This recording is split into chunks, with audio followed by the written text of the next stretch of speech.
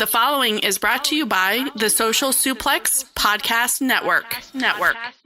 This is Scorpio Sky, and you are listening to the Keepin It Strong Style podcast, and it is the best. Stop. Switchblade Jay White. You knew that was coming. How dare you? Labor. You son of a bitch. For God's sakes. The only blemish, the only defeat that Tanahashi suffered during the G1 was to Switchblade Jay White. And now, not content with what he did to Tanahashi, he's going after the leader of Chaos. God damn it, Jay!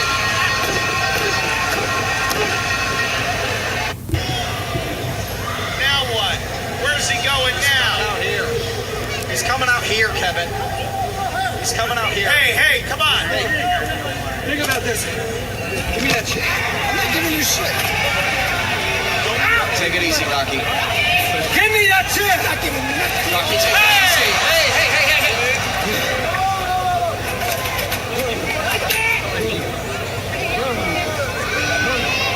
The hell is your problem?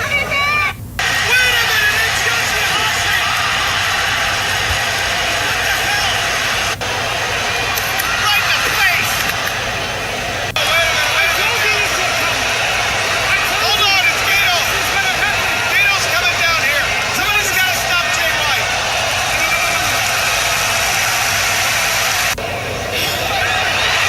What the hell? What are you doing? Gato's just smashed a Plata! What is this? And now Blade Runner!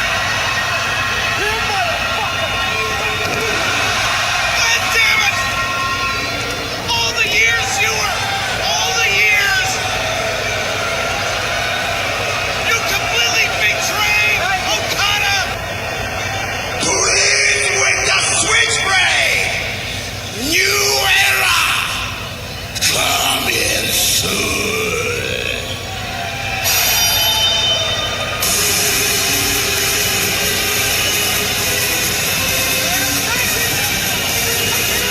Switchblade Jay White will be the next challenger for Hiroshi Tanahashi.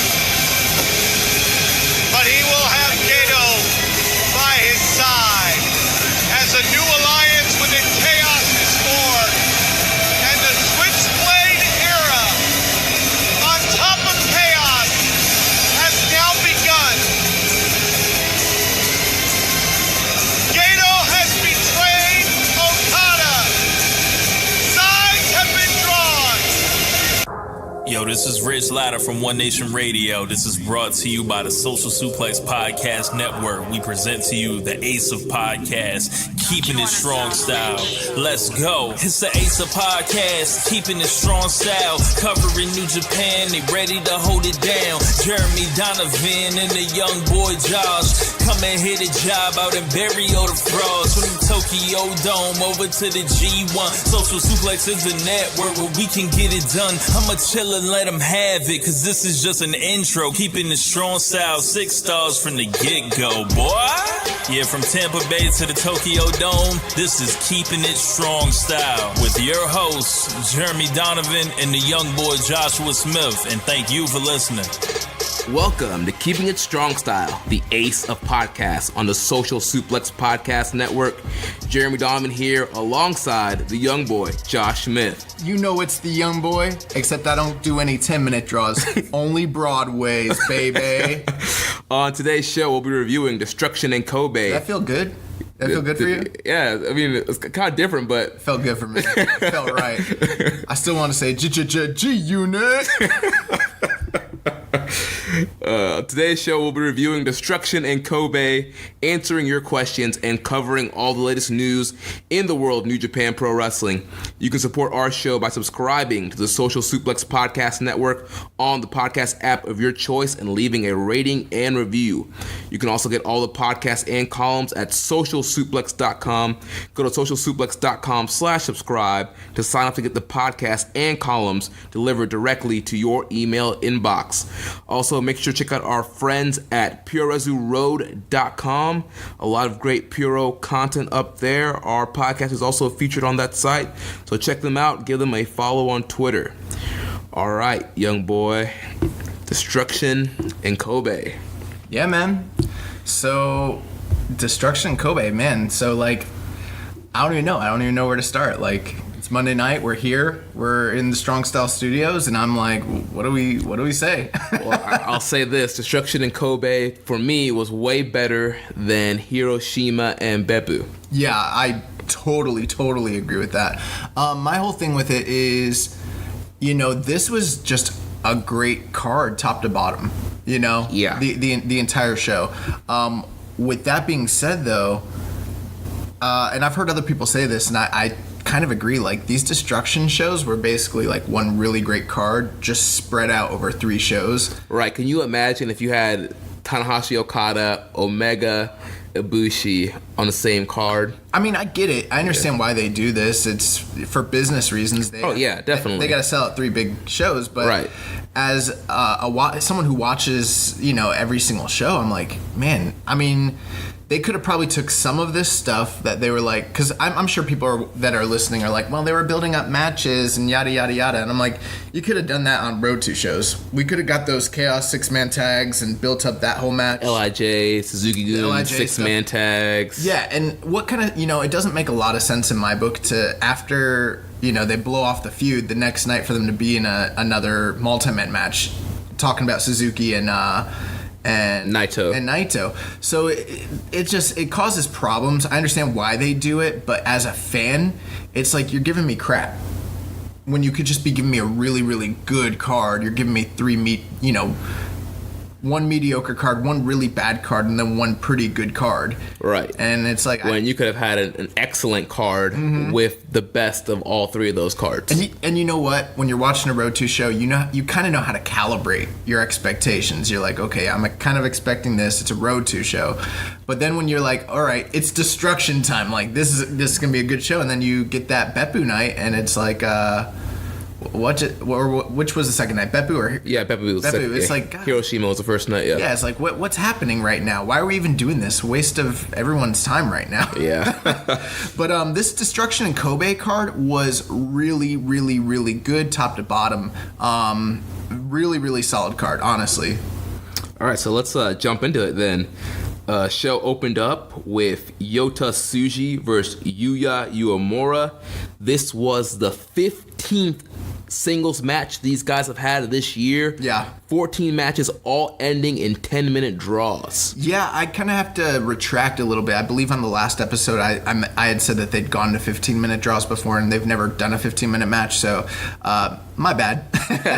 But with that being said, yeah, they wrestled to another draw here. And, I was actually thinking that, on a bigger card like this, we might finally get, like... Yeah, last week you said you felt like one of them was finally going to get the W. I mean, I just imagine, like, I'm like, I don't know, 15 draws in a row. Like, when is this going to end? Or is it just going to be some Tommy Dreamer Raven crap, like, where the guy never gets to... Like, neither of these guys are... Except they're both Tommy Dreamer. Neither one of them's Raven. Like, yeah. They'll both never beat each other. Right. So with that... I do feel stupid, though, because literally everybody who talked about this match, the commentators, they were like, anyone who knows anything knows this is going to a draw. And I was like, not me. I really thought someone was going to get the win here. But the fact that they've been doing so much draws, it actually helps the near falls and near submissions in the match. Yeah. Especially when it's getting down to like 2 minutes, 1 minute, 30 seconds, and they're doing near falls, they're going for the Boston Crab. You're like, oh, wait a minute. Is it actually going to happen? Is it actually going to happen? And then that time goes out, and you're like, dang. It's very interesting, don't you think, that we had two draws in a row between Yagi and Narita prior to these guys making their debut, and then Yagi got injured. I kind of feel like maybe that's the direction that they were gonna go with those 2 young lions. Right. And then they're like, well, Yagi's out. Here, Narita, you start doing these multi-man matches, and Tsuji and Uemura, you guys can kind of take up their mantle. So yeah, I mean, but this match was great. I would even venture to say that I think this might have been the best match I've seen of them so far. Yeah, I mean, the wrestling was so crisp. Both these guys look great. A lot of aggression. I mean, I continue to be impressed with Tsuji as of late. I just feel like he has a lot of fire now. He's bigger. I mean, he's just way better than when he first started. Yeah, I mean, we were a little down on you more on the last show, but I thought he had a really great accounting of himself as well. I think like maybe the pressure might be on him to like where he's not trying to get outshined by Tsuji every single time they come out there, Right. But with that being said, I didn't think that I thought the wrestling in the beginning, the wrestling was very, very good, but I didn't think it was as good as the previous match that we'd seen of them. At Beppu. Was that they had a singles match in Beppu? I believe so, yeah. Or was that a tag team match? I cannot remember. I believe one of the nights was a tag. Either Hiroshima was a tag or Beppu was a tag, but there was a singles match on one of those other Destruction. Gotcha. Yeah, I thought that the chain wrestling and the opening sequences in that match were better, but as a whole, it seems like these guys are really getting into the groove of understanding how to construct a match. And I mean, they kind of always have since day one, so I mean, take nothing against them, but away from them, but you see them improving every single time they go out there, man. Right. And it just makes me think, like, why aren't other companies modeling this young lion system? I mean, you got these guys here, I mean, they're perfecting just the basic things: chops, suplexes, Boston Crab, grappling, and they get good at basic wrestling, and then they add the bells and whistles later, which even ups their game. What are you talking about? WWE has the Performance Center. They produce some of the greatest superstars of our time: Finn Balor, Shinsuke Nakamura, Kevin Owens. Like, are you kidding me? They turn out nothing but superstars. Right. They the build Shield. How could I forget? Yeah, I'm so dumb. They build those guys from the ground up. They really taught Seth Rollins how to work. You know what? They probably did. They had to teach him how to work, brother. They gotta teach him how to work. Matt Riddle. He had his first live event this past weekend. Ricochet. Yeah. Pete Dunne. Keith Lee. My God, these guys. They had no idea what they were doing. Adam Cole, Red Dragon. Like, yeah. Are you kidding me? Those guys were lost until they came to the Performance Center. They now know I did not know that this segment was going to turn into a Barry the WWE Performance. They know how to work the hard cam now. They know how to work a live crowd. They know how to work a shine and a heat. They know how to work a hold and a comeback. Yeah. Oh my God, the 5 moves of doom. Like, you gotta be kidding me. No, but going back to your point, it is funny because just kind of we're being facetious there, obviously, but you do talk about like the Performance Center, and sure, there's been some homegrown talent guys that have come out of it, but in actuality, at this point, it's hardly an actual talent development center. Right. If we're just being honest. And I mean, there's probably some WWE truthers out there that we can have an argument with, and they'll throw out their names, they'll throw out, I don't know, like a Bray Wyatt or something like that. As guys have been developed, but by and large, we go to the NXT Largo Loop shows, we see the guys that are not on TV, and then we see them get cut. We see them never, make it. You know what I mean? Right. You can't argue that majority of the guys that are stars in NXT or coming out of NXT have had some kind of independent background before. Or international background. Yeah. Like I would say more than 90% of the guys that have been made in the Performance Center were already big stars somewhere else. Right. I mean, the amount of talent that came out of there, like homegrown. I mean, Braun Strowman, Bray Wyatt, right. Roman Reigns, but how many guys for real are we talking? And even, people might want to claim Velveteen Dream, but he had some indie work before coming to NXT. You can make that argument if you wanted to, but I mean, there's no denying that, you look at Ciampa, you look at Gargano, you look at Almas, you look at all these guys. Chris Hero. Yeah, and so there is something where like that whole vision was supposed to be a developmental center. Look, who one of their most like improved guys is, and one of the guys that has like made something of himself that was homegrown? Juice. Yeah. And he came through this Young Lion system. Right. I'm wholeheartedly in agreement with you, Jeremy. I think that especially the bigger wrestling companies.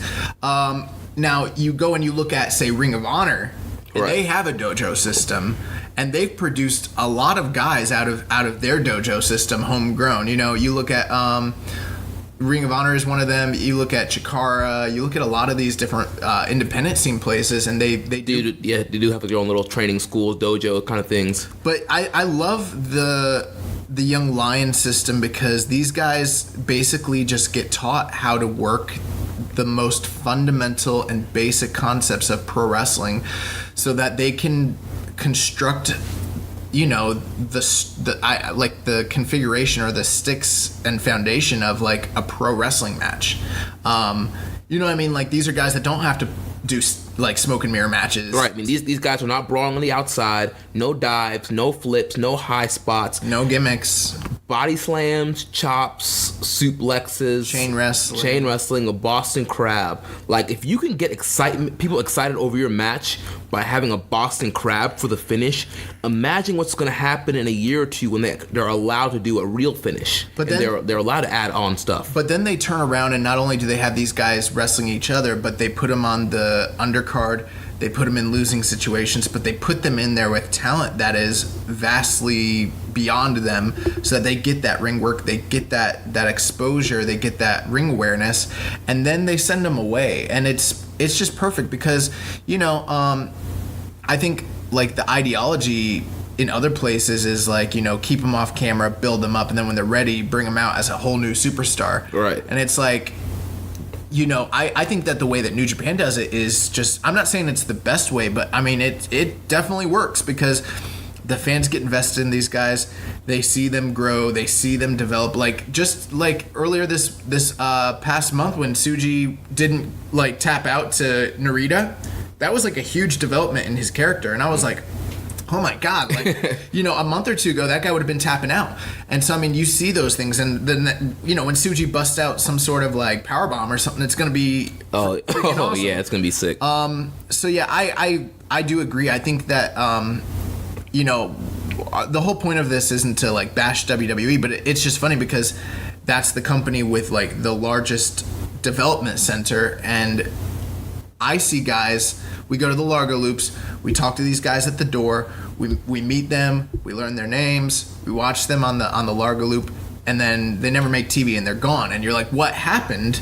And it's like they're not really actually investing in those guys. Right. They're paying to bring in guys that have already been built and been grown. I'm not saying there's anything wrong with that either. I don't want them to like lose their Garganos or their Chris Heroes or whatever, but I'm saying like if you're gonna build a guy, maybe take a page from what New Japan does. You know what I mean? Right. There's a way to do it to where you get invested in these guys, and even if it is just on NXT, I don't know. Right. So speaking of Young Lions, there was more Young Lion action for this in the second match. We had the Young Lion team of Shota Umino and Ren Narita taking on Roppongi 3K. Also two guys that came through this Young Lion system.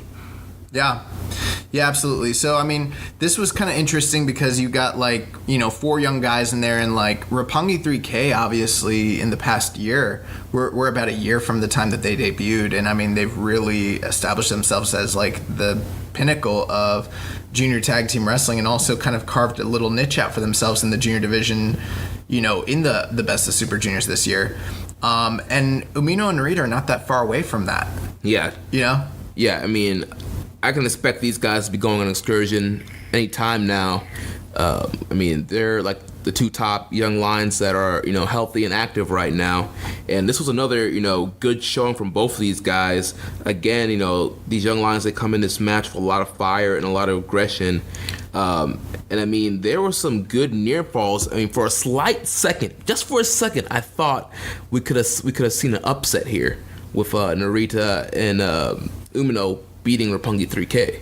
I mean, that would be a huge deal if they decided to do that. I don't see that happening. But when was that? Was that when Narita was getting the near falls, or when they did the double Boston Crab? No, not the double Boston. I think it was when Narita cradled Yo towards the end of the match, and he did like a backslide to the back-to-back like cradle and they're giving Narita like these. Obviously he's the one taking the falls in most of their matches, so he's getting that hope spot at the end that they do with Young Lions, and he looks great in it. Usually he'll get like 3 near falls, and all of them will be very, very convincing, and it builds a lot of like anticipation and heat for the match. It's really good stuff, and he's doing well there. Dave Meltzer was talking, and they mentioned this on commentary, that he thinks Umino's the top of the class for like this crop of young lions. And I listened to him on Observer earlier today, and he was talking about how he thinks like he has the it factor. I mean, what do you think as far as that all goes? I mean, I think Umino's very good, and he's pushed as the top young lion. And who knows? I mean, with his size, I mean, he could be a heavyweight star in the future. But I mean, I think Narita, I think, is right there with him. I think Narita is very underrated, and he's a guy I feel like could be a top star. Yeah, I mean, it's really hard to say, essentially, out of all the guys. You never know how a young lion's going to progress or what career opportunities he's going to be afforded in the future or anything like that. So, I mean, the one guy I think everybody, had their eyes on was like Kitamura, because obviously, I mean, how striking the guy is and all that. But, with the other guys that are out, Oka and, Kawato and Yagi, and then, these guys, it is hard to say, like, who you think is going to shine once they come back off their excursions. That being said, though, I don't know, man. Every time I see Narita, I just think he's better than Umino. I don't know why. And I mean, that doesn't necessarily mean that he'll be a bigger star or like have a better career. Right. But when I just see them work, I'm like, Narita's just better than Umino. And I'm like, am I missing what everybody else is seeing with Umino? Obviously, I think he's like got a great, hot tag, and I mean he's got, he's really fiery and all that. But like when I watch him work, I'm like, he's not as good as Narita. Yeah, I don't think he's at I don't think there's a huge gap between them.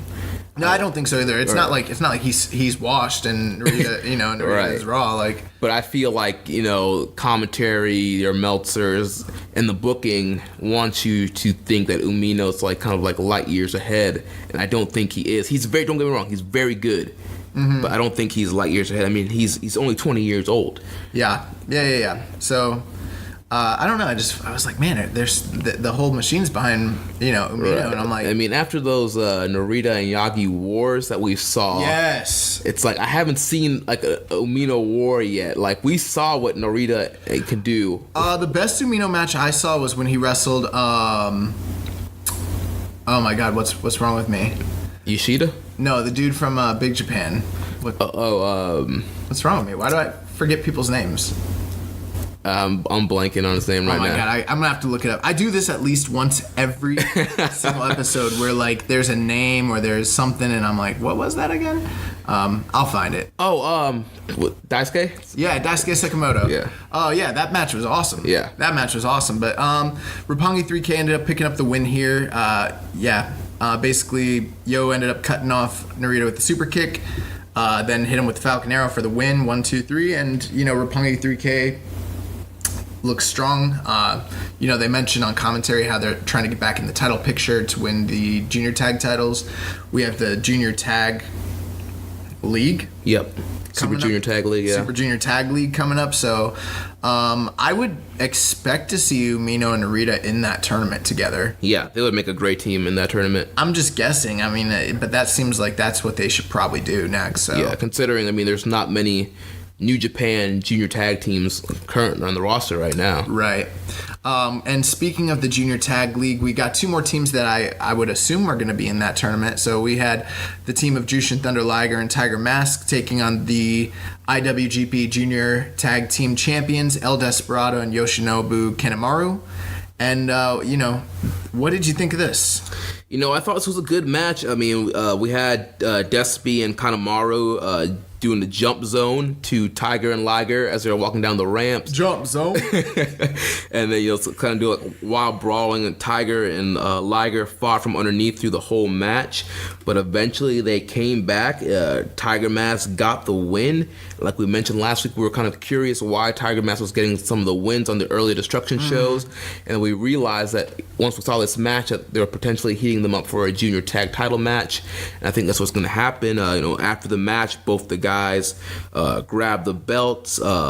Liger made fun of them for losing to 2 over-the-hill guys, and Liger says he hasn't had a belt in some time and wouldn't mind winning one. Yeah, so I mean, the one thing that stuck out to me here is just, man, how great is Liger still? Oh yeah, dude, like he's so good. I mean, we know this, but every once, I mean, Liger, he'll come in and he'll do his multi-man matches and he'll do his regular spots, but he to me, he was the guy that really shined here. And it's amazing. He's about to be 54 years old. Yeah, the guy's timeless.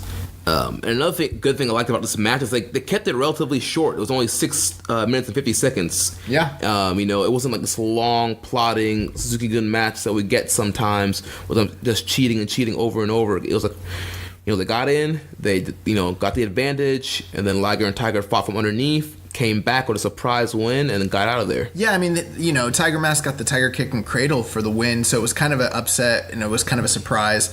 It did what it needed to do. It didn't overstay its welcome.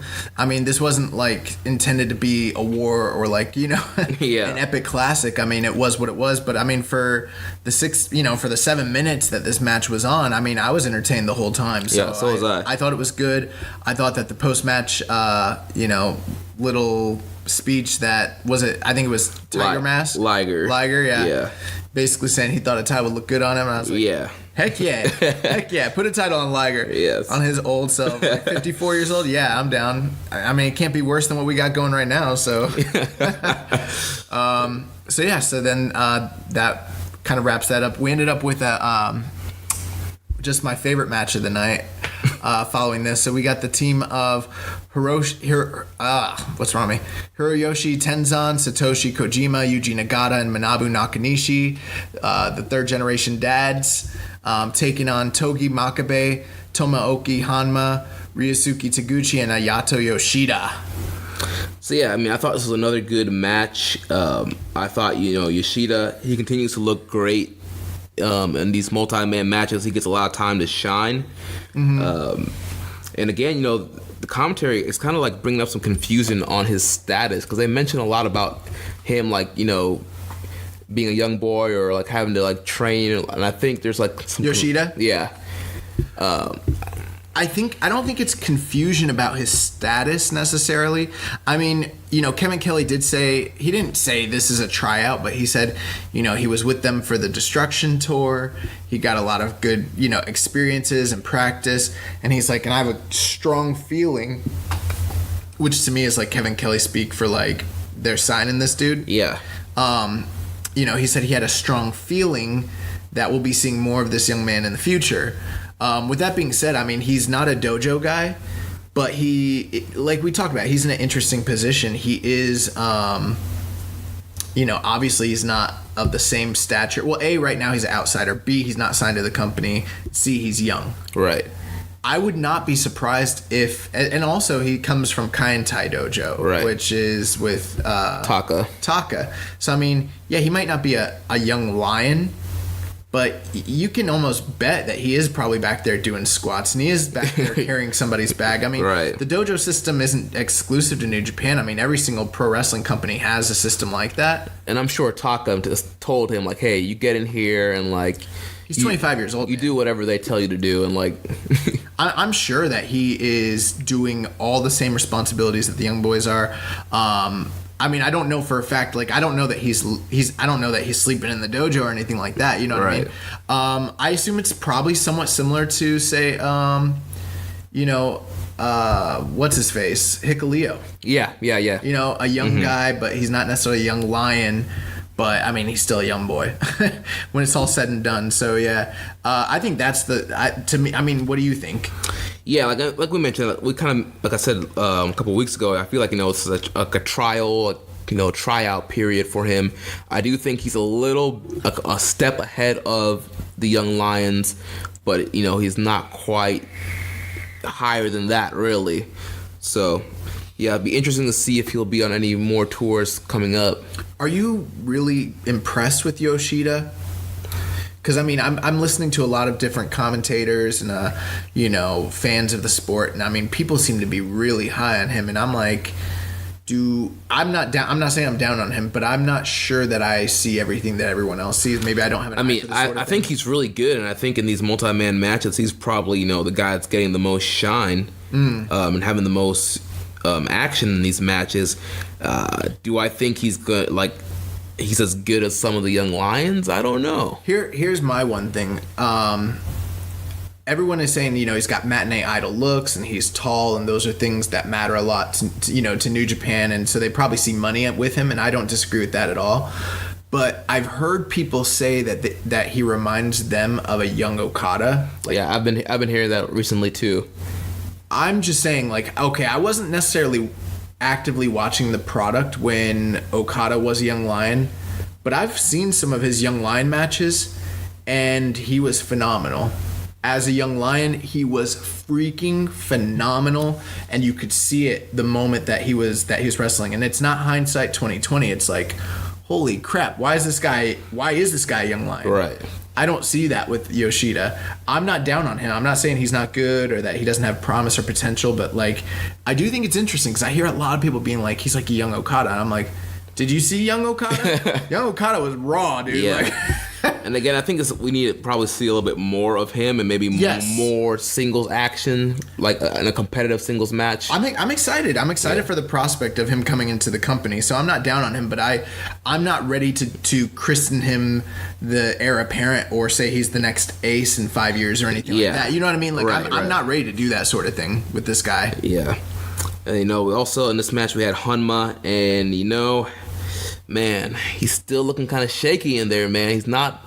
You know what's funny is okay, maybe I'm wrong here, but I feel like I was one of the first people to really say that there's something wrong with this guy, and now and I'm not saying I don't think that this show is affecting the culture or anything. So I'm not saying that people are stealing my point or anything like that. That's not what it is. But I feel like the moment I saw him wrestle again, I was like, something's not right. And now all of a sudden, everybody is saying the same thing. Yeah. And I think that there is something wrong. Yeah, he's clear. I mean, you can just watch him how he moves. Watch some old Hanma stuff and watch now. He's nowhere near the level of worker as he was back then, and just the way he moves around the ring, dude. I get worried with him doing the Kokeshi and the missing the Kokeshi spot and the running jumping headbutt kind of stuff. I'm like, ugh. I mean, let's put this into context. If you aren't familiar with this, Hanma he was paralyzed at one point, temporarily. He was paralyzed, and there was very, very mostly doubts that he would ever be able to walk again, much less wrestle. So, I mean, the fact that he is back in there and all that, that's fantastic. And, congratulations. And I'm happy for him that his health is there. But I want him to keep his health, and it's not some disingenuous sort of thing. I mean... I was actually listening to, and I'll give a shout out to, I was listening to the Super J Cast earlier this past week. They put out their episode. And I think it was Joel Abrahams, the co-host. Yeah. And he had mentioned something on that show that, now I've been saying that there's something wrong, but he mentioned something. I think he was saying that he doesn't use his left arm at all.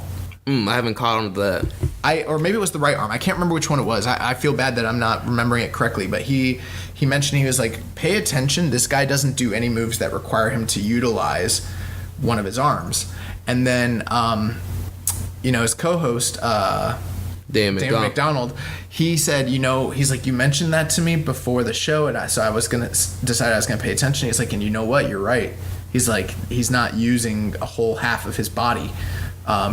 He's using basically offense that doesn't require him to, and it's not simply a matter of, we all know that wrestlers wrestle from one side and lead from one side. It's not that. It's like they're steering away from something. Right. Once they said that, I was starting to try to pay attention to it, and it does seem like that there is something like that going on. I don't know, man. I feel like the eyeball test is, it's not the most accurate thing, but I mean, if you see this guy, every time he's about to hit the ropes, he does a double, he staggers, he shakes. When he hits the ropes, I feel like he's going to crumble. And I mean, yeah. The move that paralyzed him was a hanging DDT. Right. And this guy's out here doing Kokeshi headbutts and missing and taking bumps on his head. It's like, what are you doing? And he's talking about how he wants to get back in the G1. I'm like, Dude. I would love for that to be the case, and I would love for him to never have been, paralyzed. But I just feel like, I mean, if he's been cleared by doctors and he is really good to go, then great. But he doesn't look like a guy. Like, unless he's just like a master worker and he's just selling, which I know it's not. I know it's not the case, but it's not. I mean, he went from having an incredible physique to having a pretty good physique. So I mean, for the way he looks, I mean, that's great and all that. But I mean, dude, I'm legit scared every time I see Hanma wrestle. I mean, I know a few weeks ago I kind of joked about how the New Japan dads need to go away and all that, and sometimes that's just because it's easier to be down on stuff when you're recording a show, just to have a hot take like that, you know what I mean? But it's not always reflective of like the actual case. But like with Hanma, I don't know that he should be wrestling. Yeah. I mean, you think about a guy like, say, Daniel Bryan, who was out, and I know it's not the same thing, but, a guy like Daniel Bryan who was out, and then when he came back, and he looked like he'd never missed a day. You know what I mean? Yeah, he looked like his old self, yeah. Or you look at a Shawn Michaels, a guy who legit broke his back and was out for, 4 years? Something like that, 4 or 6 years, something like that. 96 to 2002? Yeah. No. 97. 97 to 2002? Like 5 years almost? Yeah. And then he came back, and now Shawn was hesitant too if you watch his early matches, but there's no denying it was like he never missed a day. Right. Like he could still go, and it was more psychological than anything else, and them keeping him safe. With Hanma, it's like it's scary. It actually is scary, and I mean, and he's not even, we can talk about the Kokashi headbutts and all that, but like the reality is he's not doing anything that's that dangerous in these matches. Yeah. He really isn't doing that much. And it still is very scary, and I'm just like, man, I don't know. Do you as a company, New Japan, and I'm talking to you, New Japan Pro Wrestling, Harold Mai, like the office. Do you want this guy's like health on your hands if he's not clear? Hey, if he's clear and you took him to, he went to the doctors and they actually cleared him, and he and it's wrestling and he knows what he's getting into, by all means. But I'm just questioning. Was he really like cleared? Because I'm not a doctor, but looking at him, man. Yeah, man. Doesn't look right. It doesn't. It's scary. It's really scary, and I'm like at the point where I'm very, very apprehensive about like. I do feel like Hanma's gonna get hurt. Yeah. I feel like that. It's crazy. Anyways. Yeah, so the New Japan dads get the win here. Nagata hits a jumping knee in the backdrop driver on Yoshida. Yeah, New Japan dads win. Before we move on, I do want to say this. I know that I was a little questioning about Yoshida, but I do want to congratulate the guy on passing every test so far from what it seems like. I mean, he's shined in every single match and every opportunity that they've given him. So, I mean, I look forward to seeing him some more in the future. And, overall, I thought that this match, given my apprehensions about Hanma and all that, I still thought that this was a good match. Yeah. And, yeah. Cool. So next up, tag action, a rematch. We had the Best Friends, Chucky T and Beretta, taking on Killer Elite Squad. And it was at this point that Rocky Romero rejoined the commentary team and reignited his feud with Mark, whatever his last name is. Warzechka, something like that. Is that how you pronounce it? Warzechka? Something like that. From now on, he is Mark Warzechka. I have no idea. So yeah, Best Friends and Killer Elite Squad. I like this match better than the match that they had in Beppu. I did too. I thought both teams looked really good here. I thought they looked pretty good. I wouldn't say really good. I didn't think either team looked really good. I mean, these performances that they're putting in are not like even World Tag League level. Right. And, World Tag League's not like the greatest. But I mean, I did think that this was a better showing than the Beppu match for sure. Yeah, and I just feel like, you got two Gaijin tag teams in there. Mm-hmm. Killer Elite Squad, they are heels, so the crowd's really not into them that much. And then, crowd's still kind of getting into, Beretta just came back and still trying to learn Chucky T. Dude, Killer Elite Squad's been gone for 5 months. Yeah. Beretta's been on the shelf since like February. Chucky T is still almost an unknown commodity in New Japan. Yeah. Unless you're a diehard. I mean, yes, he's worked shows, in multi-man matches and stuff, but I mean, the Best Friends gimmick and all that, I mean, they had that whole tour in December, and then a few matches after that. I don't think that the Japanese crowd really knows about the best friends yet. Right. I mean, I remember in the World Tag League, it took them a while to get over, and they finally got it over, but then you didn't see them again as a team for such a long time. Yeah, so, I mean, I don't think that the crowd was crapping on this or anything. No. But they weren't invested. And right. They were a little reserved. You know, like I said, both teams been out. There's no backstory going into this match.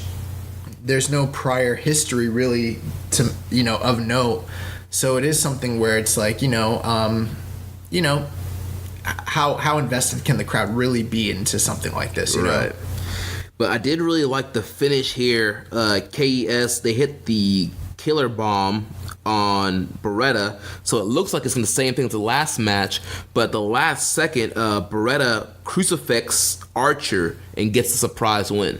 Yeah, I thought that was pretty slick. I will say I thought that both teams, by the end of it, they kind of saved the match and kind of got the crowd into it. It just took a while to get going. This match got a little bit more time than a lot of the other stuff on the card. They went about almost 13 minutes, and it was good. I just my question is, like, where's this leading? Because now you've got Killer Elite Squad and Best Friends splitting wins. And I didn't think they were going to go that way. Right. I thought KES was going to win and then be the next challengers for the winners of Young Bucks and GOD. Yeah. So, I mean, do you think that we get a tiebreaker? Yeah. I mean, at this point, I wouldn't be surprised to see a third match coming up on maybe King of Pro Wrestling or Power Struggle.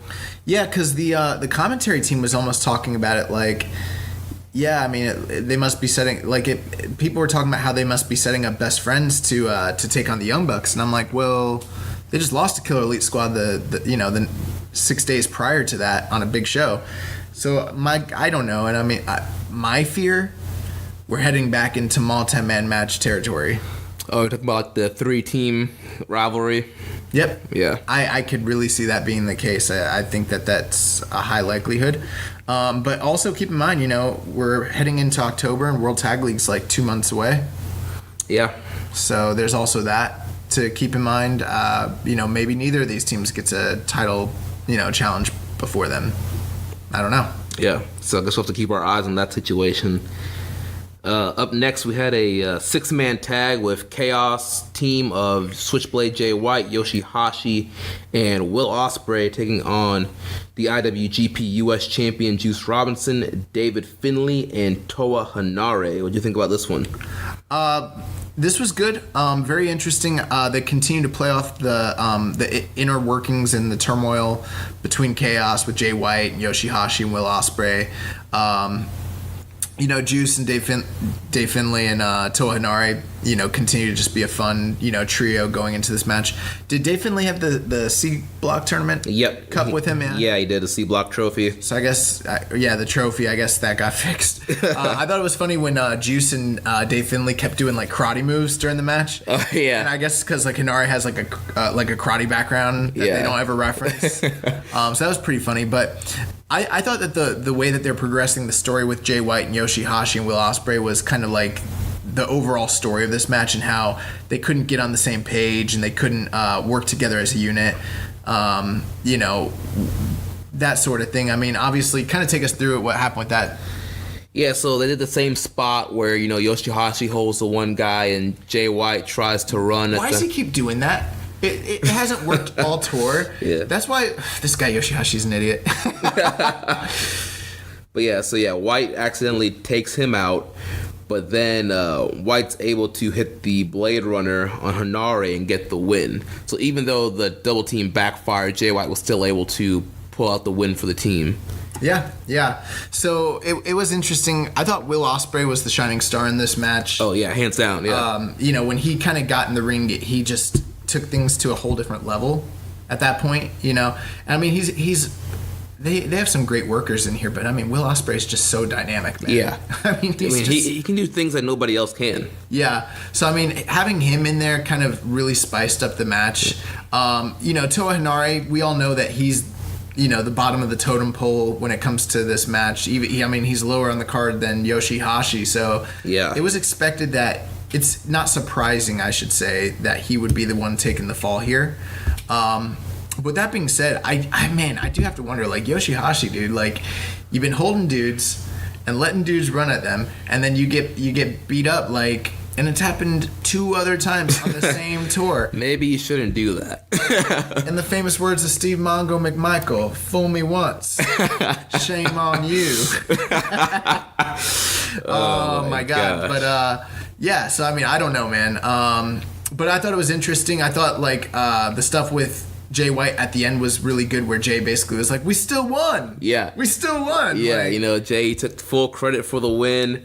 Just completely rub it in Yoshihashi and Ospreay's face. So, and they even asked Rocky on commentary, and I thought this was great the way that they kind of built up the story. They're like, what's the status of Chaos? Where are things? And he was like, that's a complicated question. And he said, generally speaking, these guys all take the same tour bus together. And he was like, but on this tour, they didn't. And he was like, Yoshihashi, Jay White, and Okada kind of did their own thing. And the rest of the crew kind of traveled together. And he was like, so, yeah, I mean, they're not on the same page. And you could really tell here. And we'll get into it more, but obviously this plays into the main event and, what's going on with the Chaos faction overall. But I thought that this was real subtle. I thought it was a great continuation of what they've been doing, and I thought it was good. Yeah, good stuff. So next up, we had another 6-man tag: Tetsuya Naito, Evil, Sanada, Los Ingobernables de Japón, taking on the Suzuki-gun team of Minoru Suzuki, Zack Sabre Jr., and Taka Michinoku.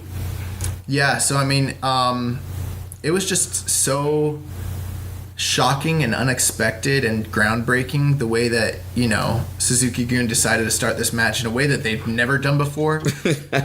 And that's by jumping the other team at the start of the bell. And I didn't see it coming, young boy. I didn't see it coming. Yeah, I mean, this, it was another, just good match. Obviously, they're continuing to push the rivalry between Evil and Zack Sabre Jr. I haven't been a fan of the tag team matches they've had on this tour. I'm not saying this was great, but this was fine. Yeah. This was fine. I thought it was good for what it was in a vacuum.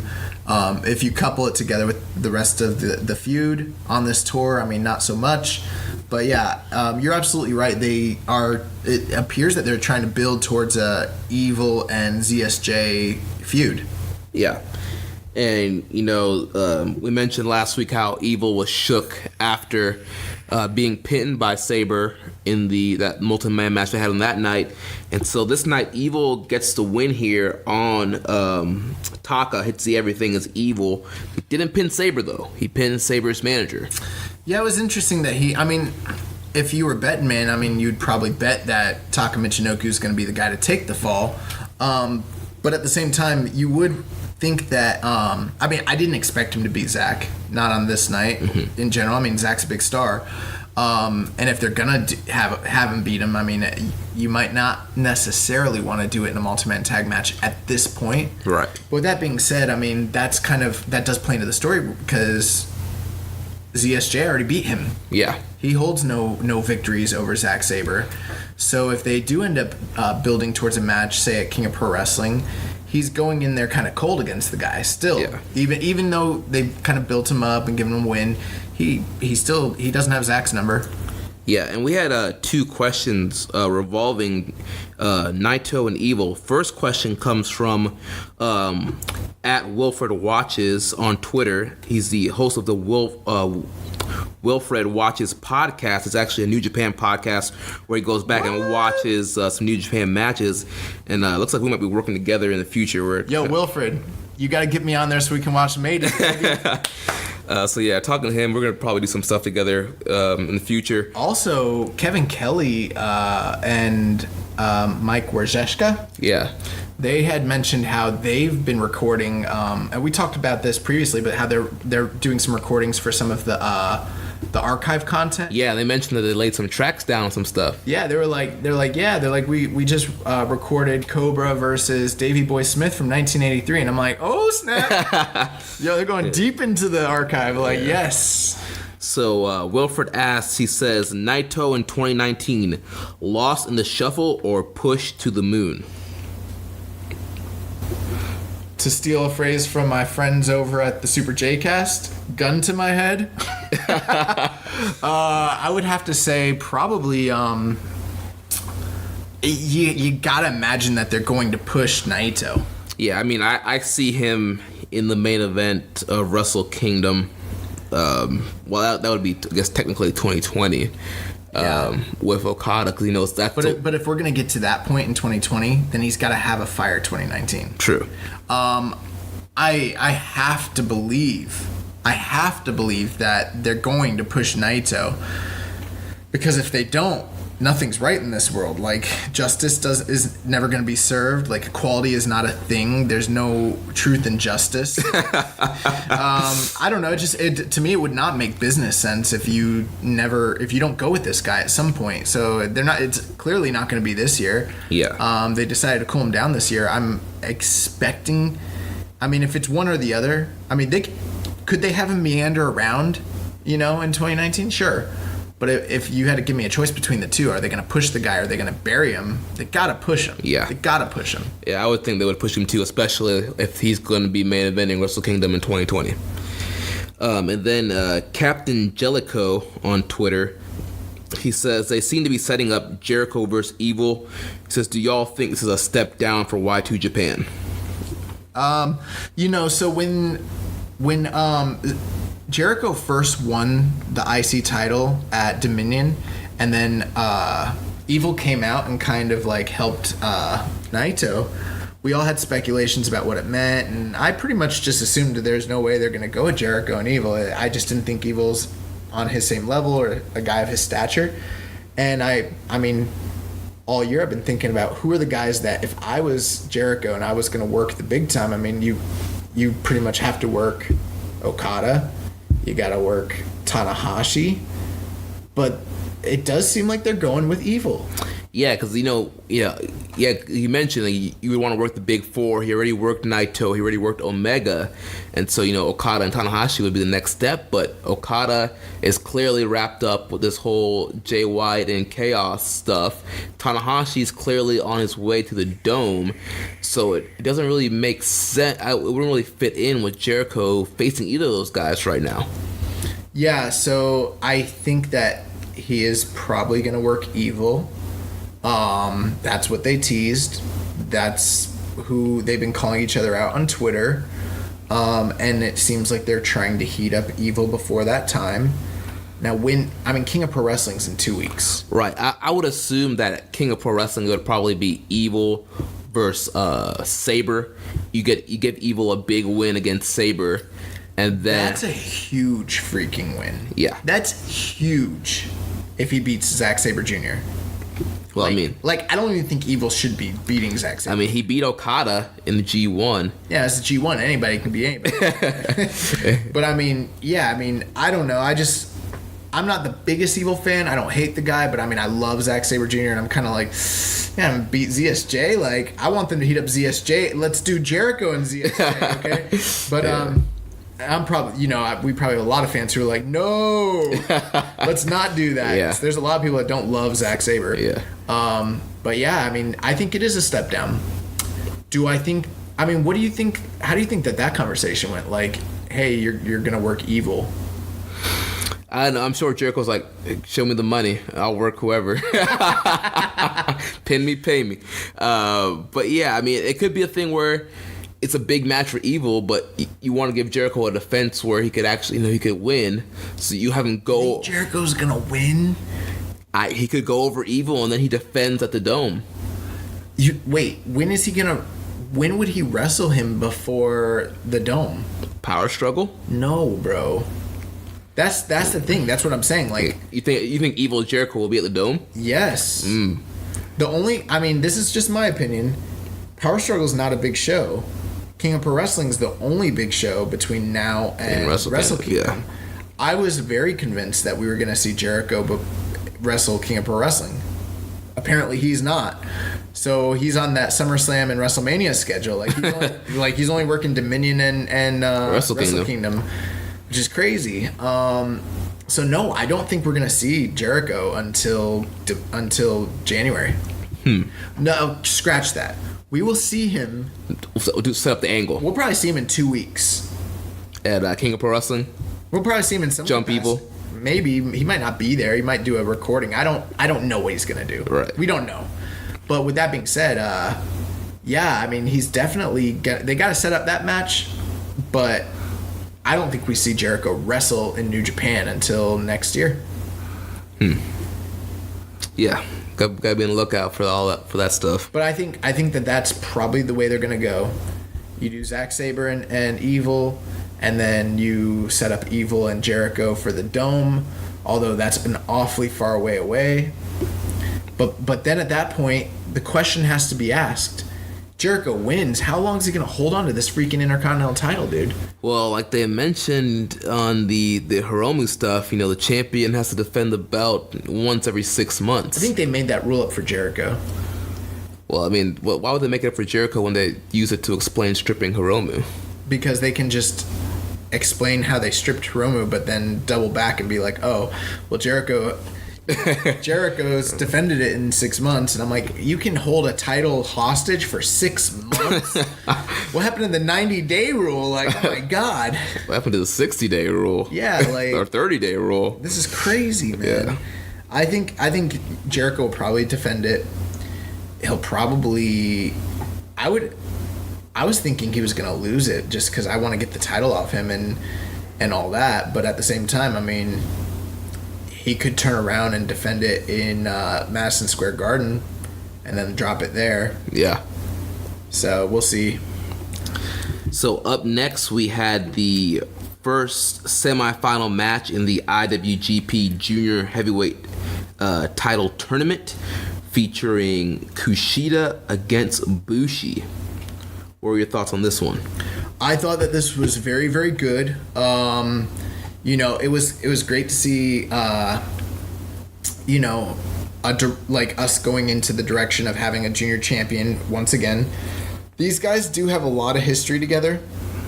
Kushida and Bushi. This is, their 15th match with Kushida holding a winning record of 7-6-1 over Bushi. I thought when Bushi came out, how raw was his gear? Oh, dude, Bushi always has the rawest gear. Yes. Looking so fly in the suits, the mask. I mean... That headdress, bro. Headdress was cool. One chain. Yeah, bro, like, Bushi's like the flyest wrestler that I don't like. But yeah, I thought this match was good. I mean, it wasn't like blow away, but I thought it was great. I thought it was better than everything else on the show, which being in the semi-main event, that's kind of what you hope for. They got a good, 17-minute time frame to work, which was awesome. I really enjoyed the story. I thought Kushida doing the arm work, I know some people aren't fans of limb work, but I thought it was great the way that Kushida... Yeah, I mean, he's working the arm at his finish, the hoverboard lock, so why wouldn't he work the arm? Yeah, and I thought Bushi had a good showing for himself. This, I would venture to say, this might even be the best Bushi match I've seen this year. It's probably one of the best Bushi matches I've ever seen. Yeah, I mean, like I said, Bushi's not like an overachiever when it comes to in-ring work. But yeah, this was good. This was very, very entertaining. Kushida and him, they meshed well together. They had a lot of great stuff.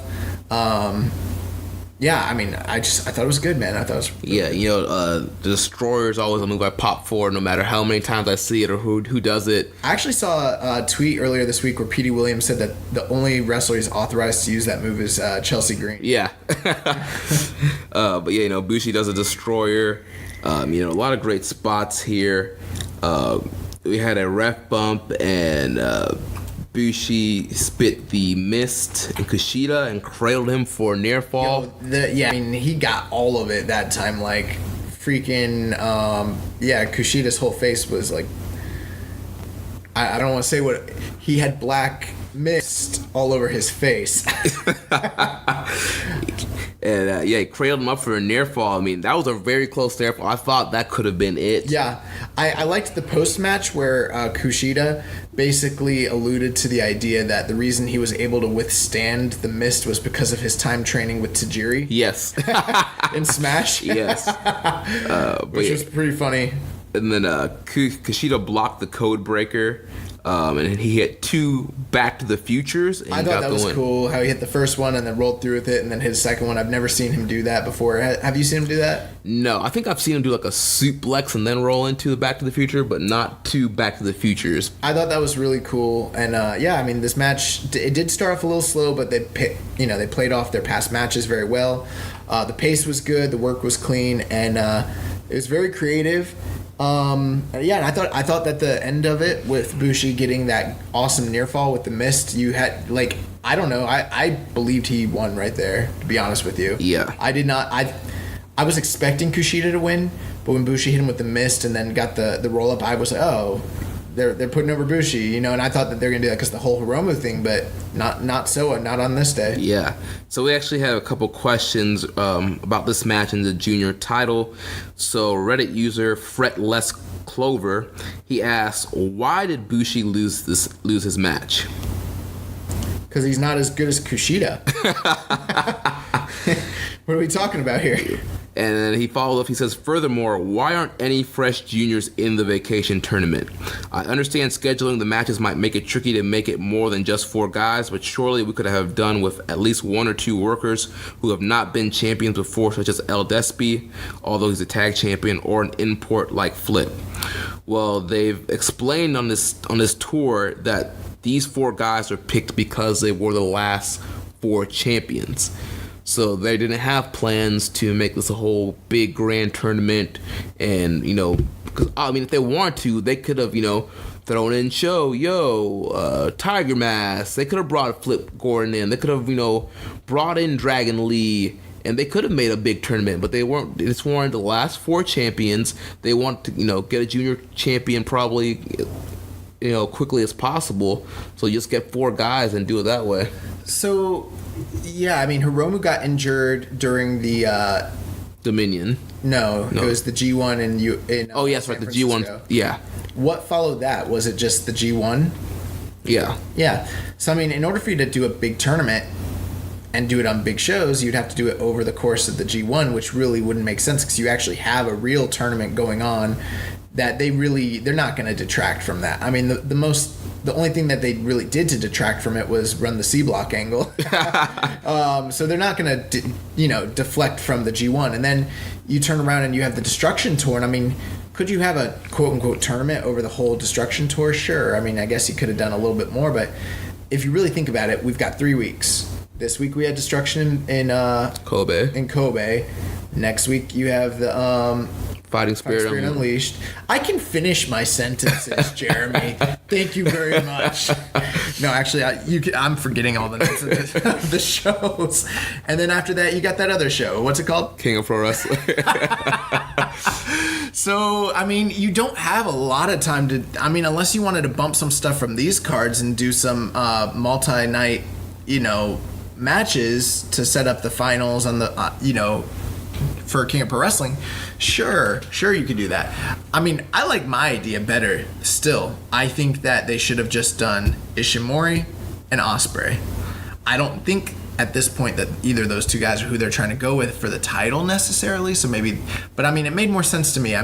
You had the guy who was a finalist in the Best of the Super Juniors, and then you had the previous champion, the last 2 guys that lost to Hiromu, who were at the top of the standings. Yeah. That makes the most sense to me, but they went a different route. I really don't have a problem with this tournament being the way it is, and we already got Best of the Super Juniors earlier this year. I don't want them bringing Alex Shelley and ACH and all that crap again. I'm not against. Oh, don't get me wrong. I'm not against them bringing in those guys, but for this tournament to crown a champion, I don't know. On short notice, with only 3 nights, I feel like this is fine. So Howard Schilling asks, Skrull, Ospreay, Kushida, who's walking out of King of Pro Wrestling with the junior heavyweight title? I think they're going with Kushida. I'm thinking they're going with Kushida also.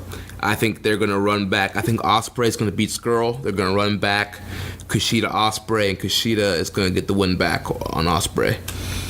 Here's my thinking on it, okay? And I could be wrong here. I wouldn't really be surprised if they went with any 3 of the guys. But, Marty's gone a lot of the time. And Ospreay's gone a lot of the time. Marty's trying to do more heavyweight stuff. Ospreay's trying to do more heavyweight stuff. Now, I don't know if New Japan's going to let either of them do that, but that's both of their aspirations. Now, I know Kushida wants to do that too, but he's a company guy. And, come Wrestle Kingdom time, I'm just thinking, like, are they going to feature Marty, or are they going to feature Will, or are they going to go with their ace, Kushida? Plus, I still can see, like, I think Ishimori's the next guy. Mm-hmm. And, I don't know. You could do any three of those guys against Ishimori. I guess you could. You could do Marty and him and have the whole Bullet Club thing going on. Obviously, you could do him and, he beat Ospreay in the best of the Super Juniors. But I feel like for him to I feel like the guy, I think they're going with Ishimori long term. Period. That's what I really think. I think that's why he's not in this tournament necessarily. I think that they're going to cool him down and then have him beat whoever wins the title. So instead of him just beating the last couple champions and winning the title, I think that they're going to establish a champion and then heat up Kushida so that he can be a transitional guy. He doesn't have to have a long reign at this point either, so that he can drop the belt to Ishimori. I think Ishimori's the next guy. Yeah, that could be the Wrestle Kingdom match, Kushida Ishimori. Here's my other reason why I think they're going with Kushida. Marty's had some great stuff this year. Ospreay had a fantastic title reign. Kushida kind of needs this. Yeah, he hasn't really done a lot this year. He's back to that mode where he's cutting promos like, what have I done this year? Yep.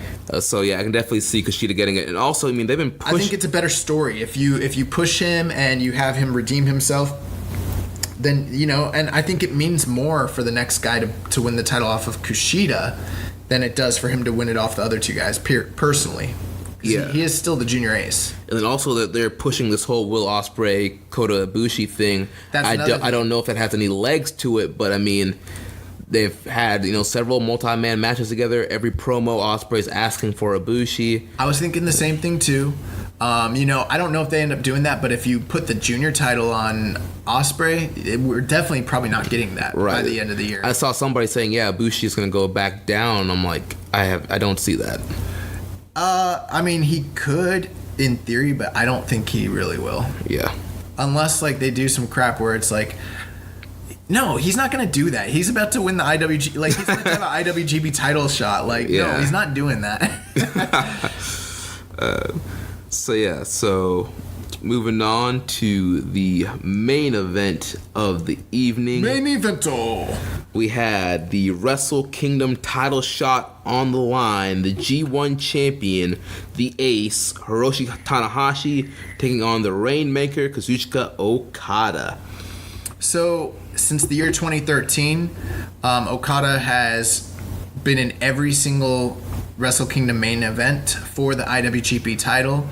And, and at this point in their rivalry, they are 5-3-3 with Okada holding the advantage. Yeah, so, clearly, with history, you would think, Okada would be the favorite to win this. Because he's beaten Tanahashi. He has up on Tanahashi. Well, the other thing, too, is the last time Tanahashi beat him was in 2014? Yeah, something like that. It's Wrestle Kingdom 9. What Wrestle Kingdom are we at now? 13. Yeah, so 4 years. It's literally been almost 4 years since Tanahashi had a victory over Okada, which is significant. Very, very, very significant. And, the closest that he's gotten to a win was the draw that they had this past G1, and prior to that they had a draw in 2015 as well. No, I'm sorry, 2016 they had a draw in the G1 as well. So yeah, it's been a long time. It's been a long time since Hiroshi Tanahashi got a win over Okada. I thought it was really cool in the beginning of the match.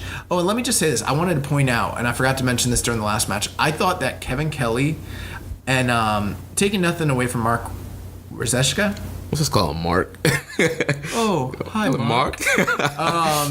I thought that Rocky and Kevin specifically did a really good job explaining the backstories behind Kushida and Bushi, and how they came into New Japan and what their history with one another is and why that match was significant. I thought that those two guys did a fantastic job, and they did a really good job on this match as well.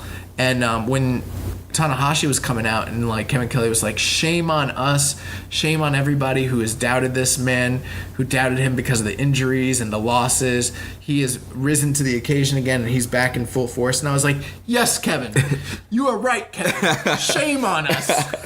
In the VTR, they highlighted some of those injuries that Okada has faced over the years. The knee injury and the bicep and all that stuff. So I thought that was a really great stuff, and that played into the story of this match. They don't always do VTRs, but when they do them, they are fire. Yeah, the knee was the story of this match for both guys.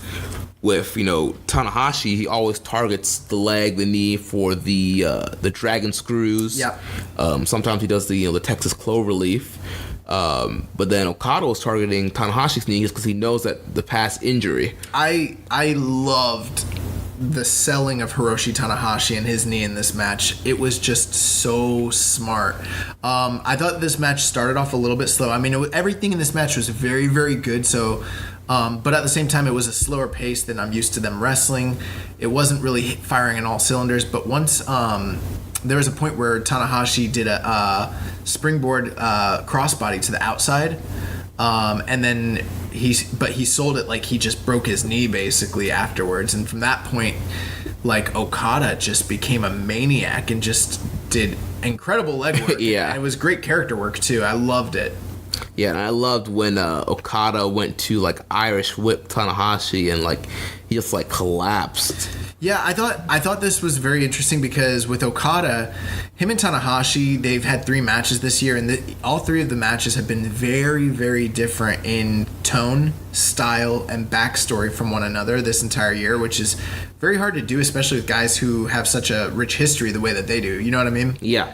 But with that being said, I thought like when Okada first came out and he put Tanahashi against the ropes, instead of like doing the playful jest or whatever that is that he does, he just started attacking him, and I was like, this is a different Okada. Like, yeah. Okada came out and he had the jacket and he had the chain, but the look on his face was that he's like, he wanted to believe on that night that he was but he wasn't. I'm the guy that knows that can beat Tanahashi.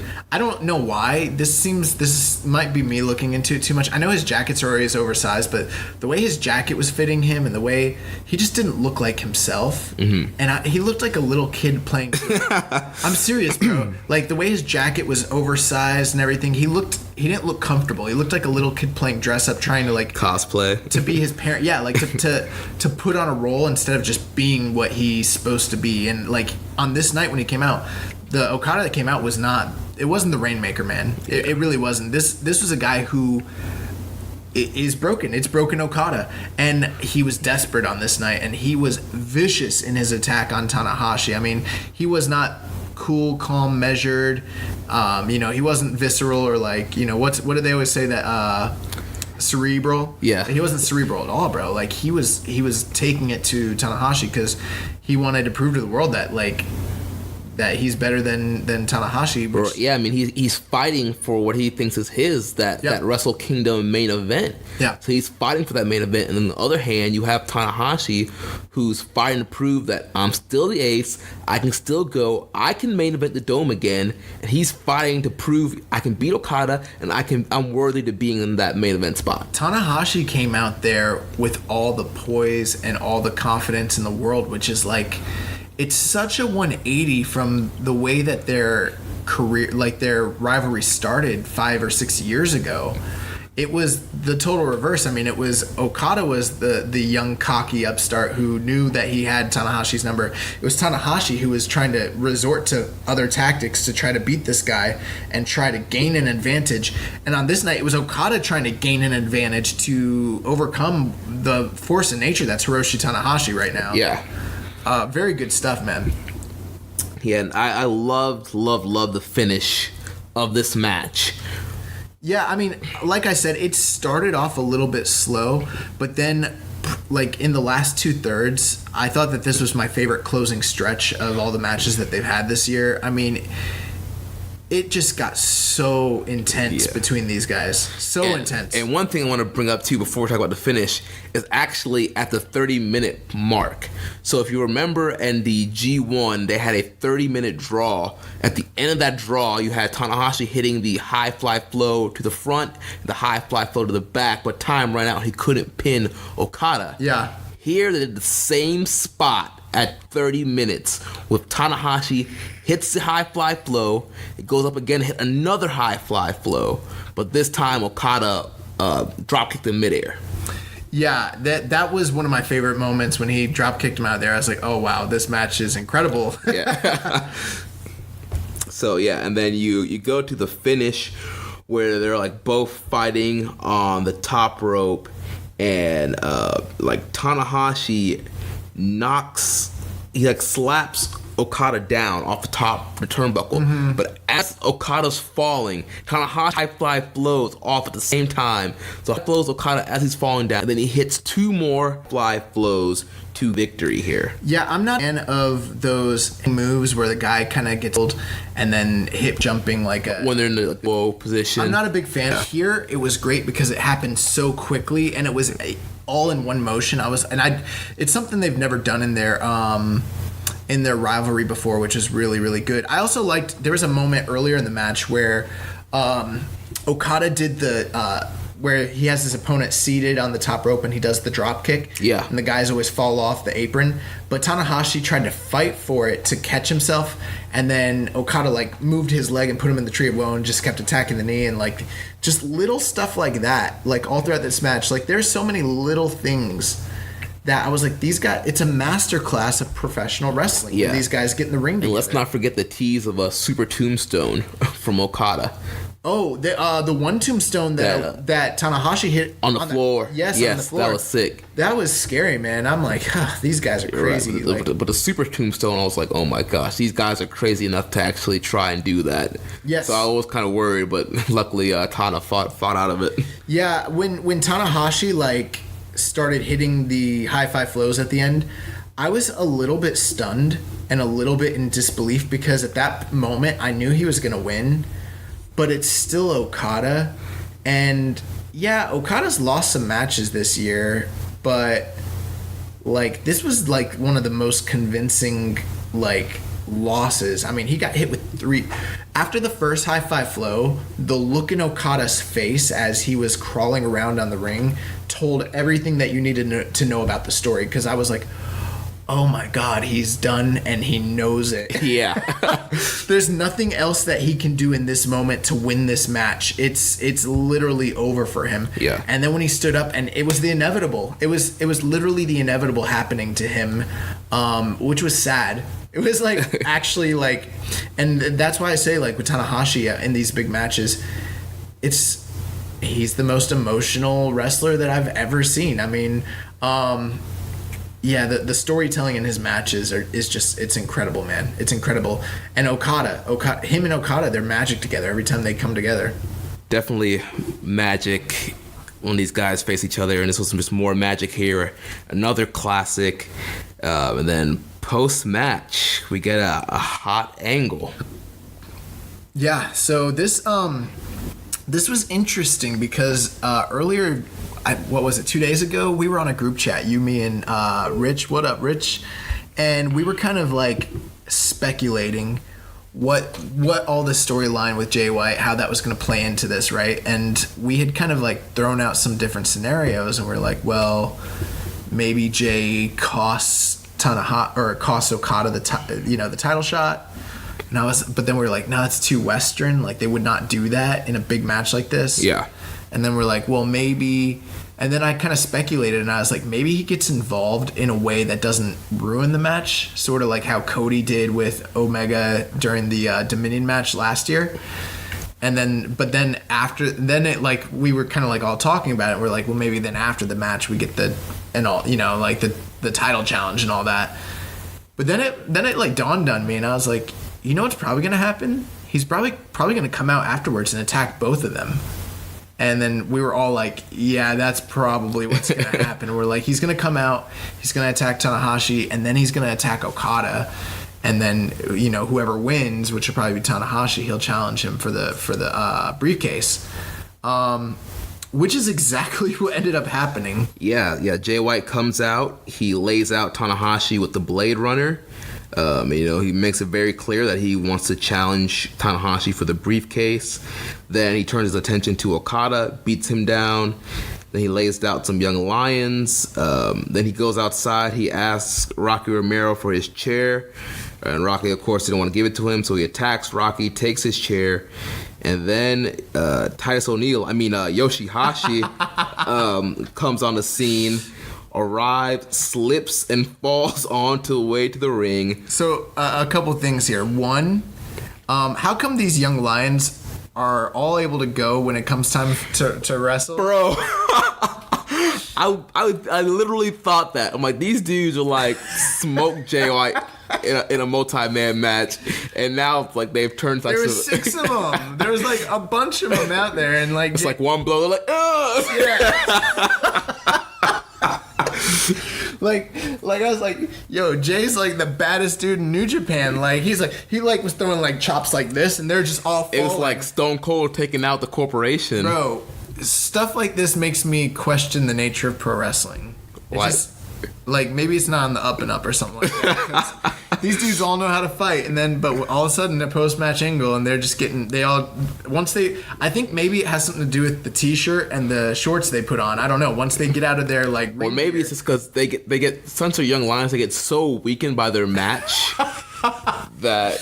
Well, they did get attacked earlier in the night by Suzuki, both Suzuki and Naito and KES. Oh yeah. Yeah, so their meter was definitely way down. Yeah, their body was on red. Their energy meter was all the way down. Yeah, their body was on red. So just one blow. It took nothing. Jay White, but Jay White wrestled earlier and he was fine. I don't know. He's maybe a star. I don't know. Ate a sensu bean or something. I don't know. How about this? Here's another thing I want to bring up. 2. If there really is an anti-cussing PG like thing in New Japan, then they really need to tell Mark and like Kevin Kelly and freaking Rocky Romero, because those guys were cussing up a storm. They're they're just saying they're using some colorful language, ladies and gentlemen. Let me just say that. And then Jay White's out here and he's like, "This is Jay White's kiss now, effers." And I'm like, oh my god. But yeah, so yeah, he did come and and then the third thing. This is the third thing I want to bring up. I haven't seen Yoshihashi hit his head on the apron yet. I'm gonna have to watch it, because New Japan edited it out of the replay. Oh, they did. Did you see it? Yes. Okay, so I only watched it today. I didn't see it yesterday. It's not in the replay anymore. They edited it out. So I know it's online. I'm gonna watch it. Yeah. But yeah, bro, they edited it out entirely. Trying to say that, man. What you see is on the new version, you see Yoshihashi running. And then the camera cuts to Jay White, just hovering. Yeah. And then they go back, and Yoshihashi's rolling in the ring, and there's blood all over his face. Nah, man. The version I watched, you clearly saw that man running, slip and fall. Then he rolls in the ring, covered in blood. I'm like, oh my god. I saw someone put a GIF up, and they're like, Harold Mai being like, you want to have Yoshihashi be involved in a main event post-match angle? And Gato's like, it'll be fine. Oh my god, this, yeah. And you know what's funny, bro? Okay, I wanted to admit this live on the air. While I was watching all this, I did not know this was going to happen, and I was thinking to myself, you know what? I was pretty hard on Yoshihashi last week. I know I said some stuff about him and Tanahashi and how I'd stop supporting Tanahashi if they got together, which would never actually happen. I could never stop supporting Tanahashi unless he does a heel turn like Hulk Hogan in 1996, and then we're done. But I was thinking to myself, I was like, you know what? They're trying to involve Yoshihashi in something meaningful. People are always asking us the question, since we started the show, how many times do we open up questions and people be like, what needs to happen for Yoshihashi to be relevant? What are they? And I was like, you know what? Maybe this is a way for them to get a new coat of paint on the dude. I was like, this might be good. I started getting optimistic. While I was watching the show, I started getting optimistic about Yoshihashi's future. And then this dude freaking face plants, gets blood all over, makes no, like, literally embarrasses himself. Like, this is awful. Like, this is going to go down as, like, one of the biggest botches of the year. Like, yeah. Dude, I know Matthew from Botchamania was probably salivating at this footage. But yeah, so he comes down. I mean, he then attacks Jay White, but then Jay White lays him out. White looks to attack Okada with a chair. Geto arrives and pulls the chair out of Jay White, and the crowd's happy. Geto's there, yeah, he's saving Okada. And then next thing you know, bow, Geto hits Okada with the chair, turns on Okada. He tells White to finish him. White lays Okada out with the Blade Runner, and he says, "This is Jay White's Chaos Now efforts." And Geto makes the official challenge for Tanahashi's case for White. He also promised a new era is coming soon, and he tells us to breathe with the Switchblade. A couple things here. So when Yoshihashi took that big stumble and then came up and was legit hard-weighed, like, Jay White, man, like, he really can think on his feet. I mean, you go back to the Josh Barnett incident in San Francisco, and he was able to turn, like, a moment that was, like, allegedly, and most people at this point probably feel was a shoot, and turn it into something that was so good that we're all like, is this a work? This whole thing with Yoshihashi, if you didn't know better, you would think that this is what was planned to happen, because what did freaking Jay White do? He went outside, he saw, the state of Yoshihashi, he saw that he's bleeding everywhere, and then he decides to turn that into a dramatic thing and takes that blood and wipes all of him. Yeah, he was wiping it all over Okada. It was disgusting, but that was like a really visceral, like, visual that you had there. And I'm like, this guy Jay White, like, kind of gets some of the, like, psychology of what's going on, Yeah. I mean, he still has his drawbacks, but this guy really gets it, and I loved this angle. Yeah. So a majority of our questions are revolving the main event and this angle. So first up, our buddy Ben Schaefer, he said, given the events that transpired recently, do you think Jay White is taking the briefcase from Tanahashi? No. And we'll get more into it, but I mean, there have been, and we'll cover this in the news, but Kenny and Hiroshi Tanahashi seem to already be building the match in the media. Yeah. And that's the match that we're getting. Like, hypothetically, if Jay White were to win the briefcase, I would assume he would drop it back to Tanahashi. That's the only way I could see it happening. I think that that Tanahashi and Omega have a date, in the Tokyo Dome. Yeah. I mean, we've mentioned pretty much every week now since Tanahashi won why that's, kind of locked in stone for the Dome. Then next up, from Reddit user, why did you do that, bro? He says, do you think the Geto Jay White attack yesterday was a split from chaos for the two, or them actually kicking Okada out instead? I want to say a little bit of both. I think we've been saying it for a while. I think that Okada kind of needs to go his own way and get away from chaos. So whether there is a quote-unquote chaos or not, I don't think Okada will be involved with it any longer going forward. And I think that, in a sense, it is a split for Geto and Jay White. I think that this may be the beginnings of either a new faction. If not a new faction, maybe just them being off on their own.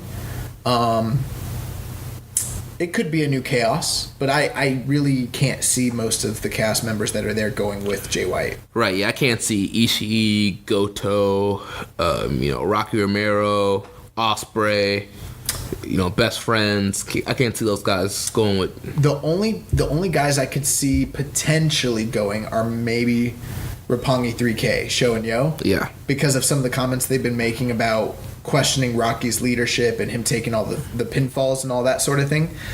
But even still, there's literally no one else that I think goes with Jay White. So, I mean, I don't know if this is quote-unquote chaos or not, Yeah.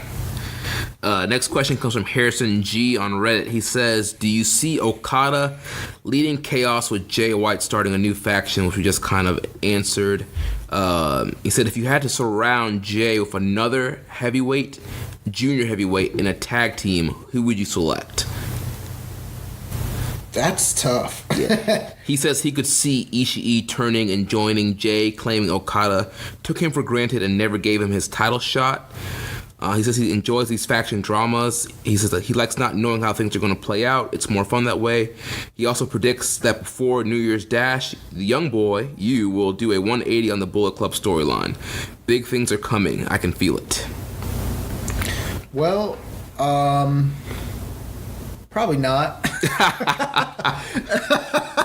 I mean, I feel like they hit their crescendo with the whole Cody and Kenny stuff, and I'm still not the biggest fan of all that. My favorite moments were like the initial turn back in New Beginning, and then a lot of the stuff they did on Being the Elite.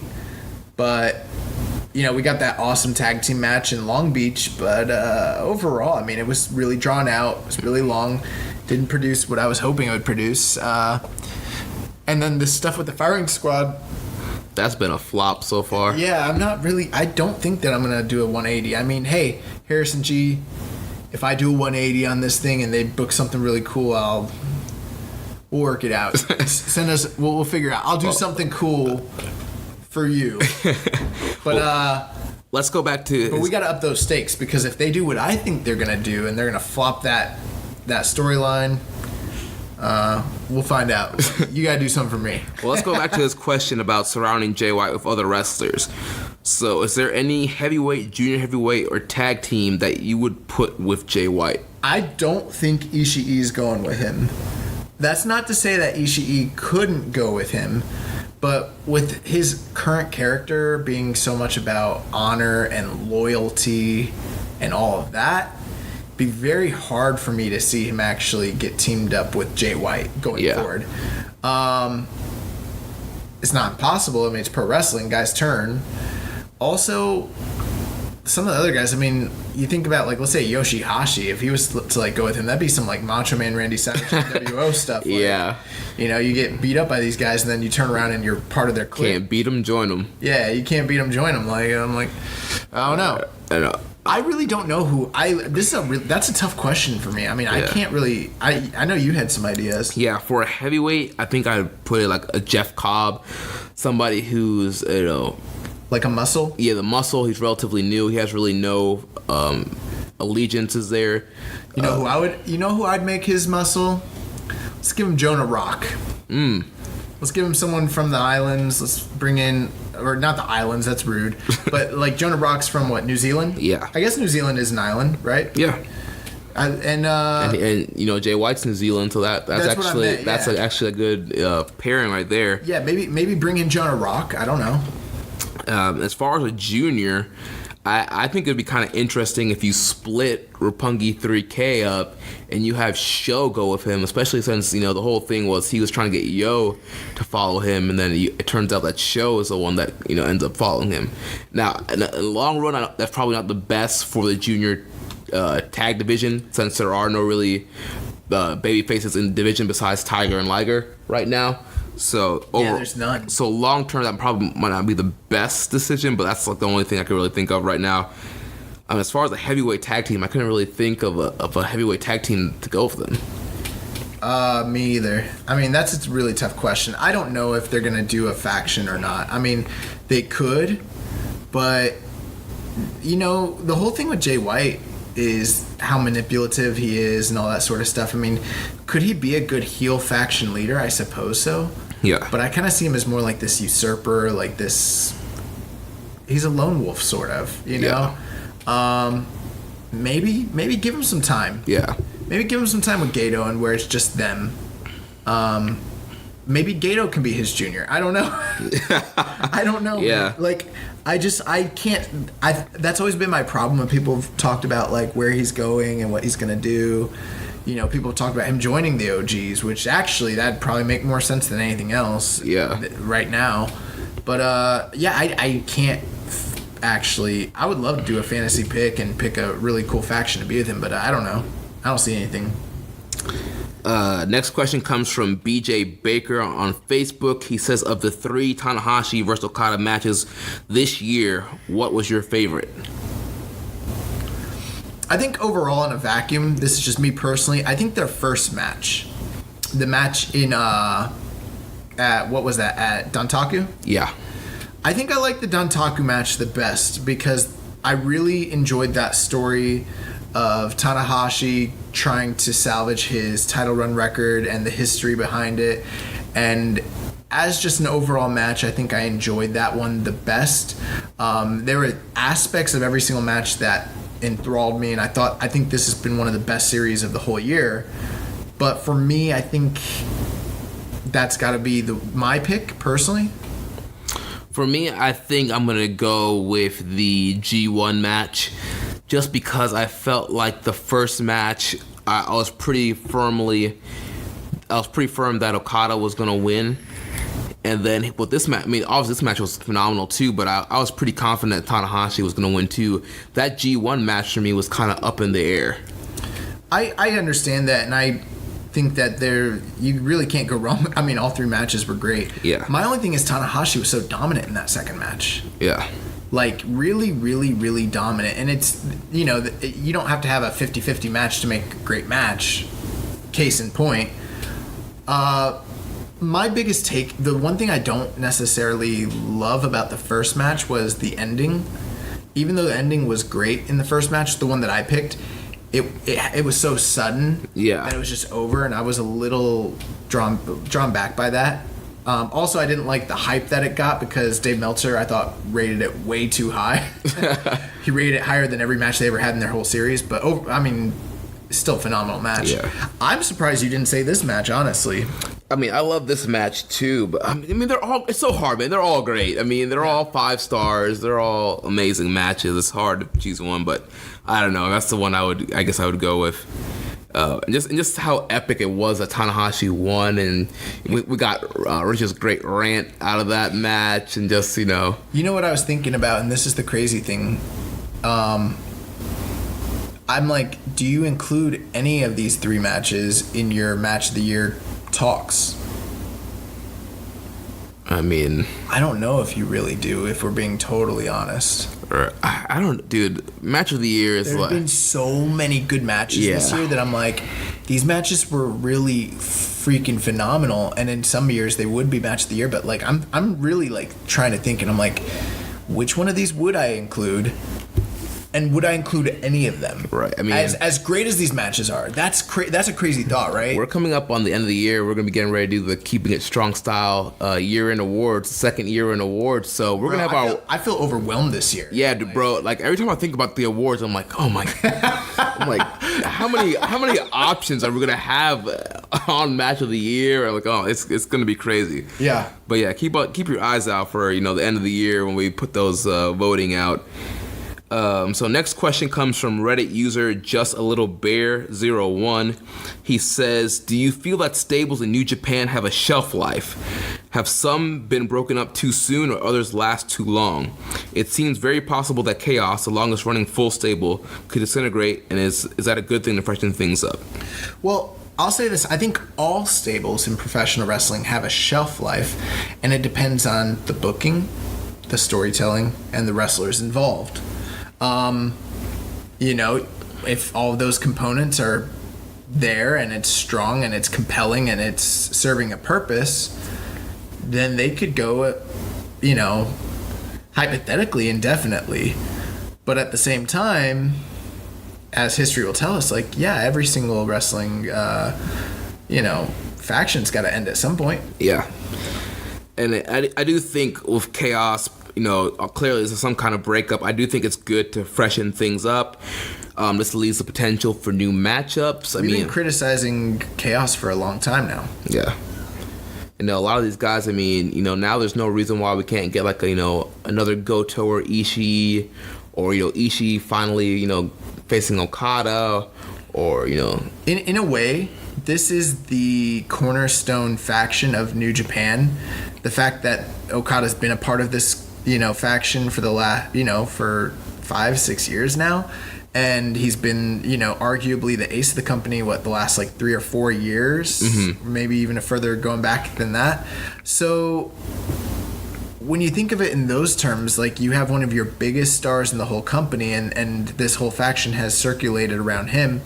And as he's faltered, that now it appears that the faction is going. But I mean, think about how convoluted Chaos is at the moment. You've got the best friends kind of off doing their own thing. You got Roppongi 3K, which is their own little subgroup. Will Ospreay, who serves as a great liege to Okada, but aside from that is sort of disconnected from the rest of the group. Goto, kind of off doing his thing. Ishii doing his thing.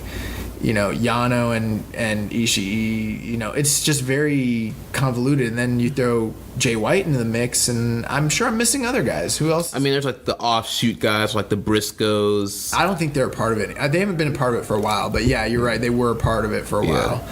So, yeah, I mean, it's just, it hasn't felt like a cohesive. The last time that this really felt like a cohesive unit to me was 2 years ago. Yeah. It's been a while. Actually, last year, around the time when Suzuki-gun jumped them after Wrestle Kingdom. Yeah. Since then, it really hasn't felt like a cohesive group to me personally. And we've been wondering, how long is this gonna go? So I think with them breaking up, it vastly changes the landscape of New Japan, because traditionally speaking, a lot of the domestic talent are part of, a lot of the domestic talent that are pushed heavily are part of Chaos. Chaos has been around for almost a decade. Yeah. So this really, really, really changes things up in New Japan a lot. It really does. Yeah, definitely changes the landscape. Had a question just come in on Reddit from Reddit user Huff Jink, asking, "Oh man, you just made the cut." Asking, what do we think of Yoshida on this tour? Do you think he'll be signed or brought back? And I feel we kind of covered our thoughts on Yoshida earlier. But then he says, New Japan seems to be covering up Yoshi's trip. They edited it out on the New Japan World Replay instead of using it to. They should have accentuated it, I think. Yeah, they said instead of using it to further characters or storyline, do you think this is the right call? No, they shouldn't have covered it up. It looks awful. Plus, the footage. Obviously, the camera was focused in on him, so that's where the clear part is, and then they scan over to where Jay White is, and it looks all blurry. It looks like, what just happened? Yeah. If you didn't know that Yoshihashi fell, you'd still be something weird just happened. Right, you would be you just think it's a weird camera cut or something. It doesn't look like a part of the production. It looks like something that they did in post, which it is. Yeah. So it's very strange, and he's absolutely right. I don't think that they should have edited it. Obviously, Yoshihashi is a guy that they have some level of faith in, because he consistently gets mid-level card pushes, and he is somewhat protected. But dude, you can only protect the dude so much. I mean, if he's gonna run out here and hit his head on the freaking, did he hit his head on the ground or the apron? It's because they didn't show you couldn't all you saw him running and then that. So I'm guessing he hit his head. He hit his head on the bottom pole on the ring. Yo, he's lucky that he didn't get hurt worse. Oh my god. Oh my gosh. But yeah, I don't think they should edit it out. Yeah, I mean, it happened. They look like some little. Next question comes from Rich Latta. He says, can you explain why Tanahashi has the most gripping story going into Wrestle Kingdom 13 for those who don't get it? Who is he talking about that doesn't get it? There are, some people out there who think Tanahashi's washed still. There are people who have said that Tanahashi's just a mid-carder and needs to realize he's just a mid-carder and doesn't belong in the main event of Wrestle Kingdom. I would love to go in depth with this, but to me, the simple answer is, if you're saying that, you don't watch New Japan. Yeah. I mean, we've had long rants and discussions and talks about the greatness of Hiroshi Tanahashi, and my whole thing is this. You don't have to love Tanahashi. It doesn't have to be your favorite wrestler. But that would be like someone being like, I don't like Shawn Michaels in 96. No, not even then. Let's just say when he came back. Let's say when he came back. and being like, I don't like Shawn Michaels. It's like, okay, you don't like Shawn Michaels, but he's putting out banger after banger after banger, so you have to at least acknowledge how good he is, and to be like, he's just a mid-carder. Like, you don't know what you're talking about. Like, you're literally an idiot. Saying that Hiroshi Tanahashi is just a mid-carder is like being like Hulk Hogan, you were just a mid-carder. Like, he can't be just a mid-carder. He's like the biggest star. He's the biggest star the company's... He's literally one of the biggest stars the company's ever had. I mean, he practically saved New Japan. In actuality, like, that's not like a rewriting history or going back sort of thing. Like, this guy is so beloved because of the fact of the esteem he holds in the company, you know, in the pantheon of the company. Like, and you know what? It's not Hiroshi Tanahashi that put himself in the main event of Wrestle Kingdom. It's Gato. Right. Okay? Like, the Booker thinks that Hiroshi Tanahashi needs to be in the main event. And it's because that this is one of the most protected matches that they could possibly do, him and Kenny Omega. You don't protect matches of guys that are insignificant. And again, it just makes me feel like anyone who feels like that, it's like, all right, well, you don't watch the product. Like, that's the simple answer. You can't tell me that you are an avid fan and you consistently watch this and think that Tanahashi's done. Look at the year he's having. Look at the matches he's had. The match with Suzuki. The match with the series with Okada. The match he had with Ibushi.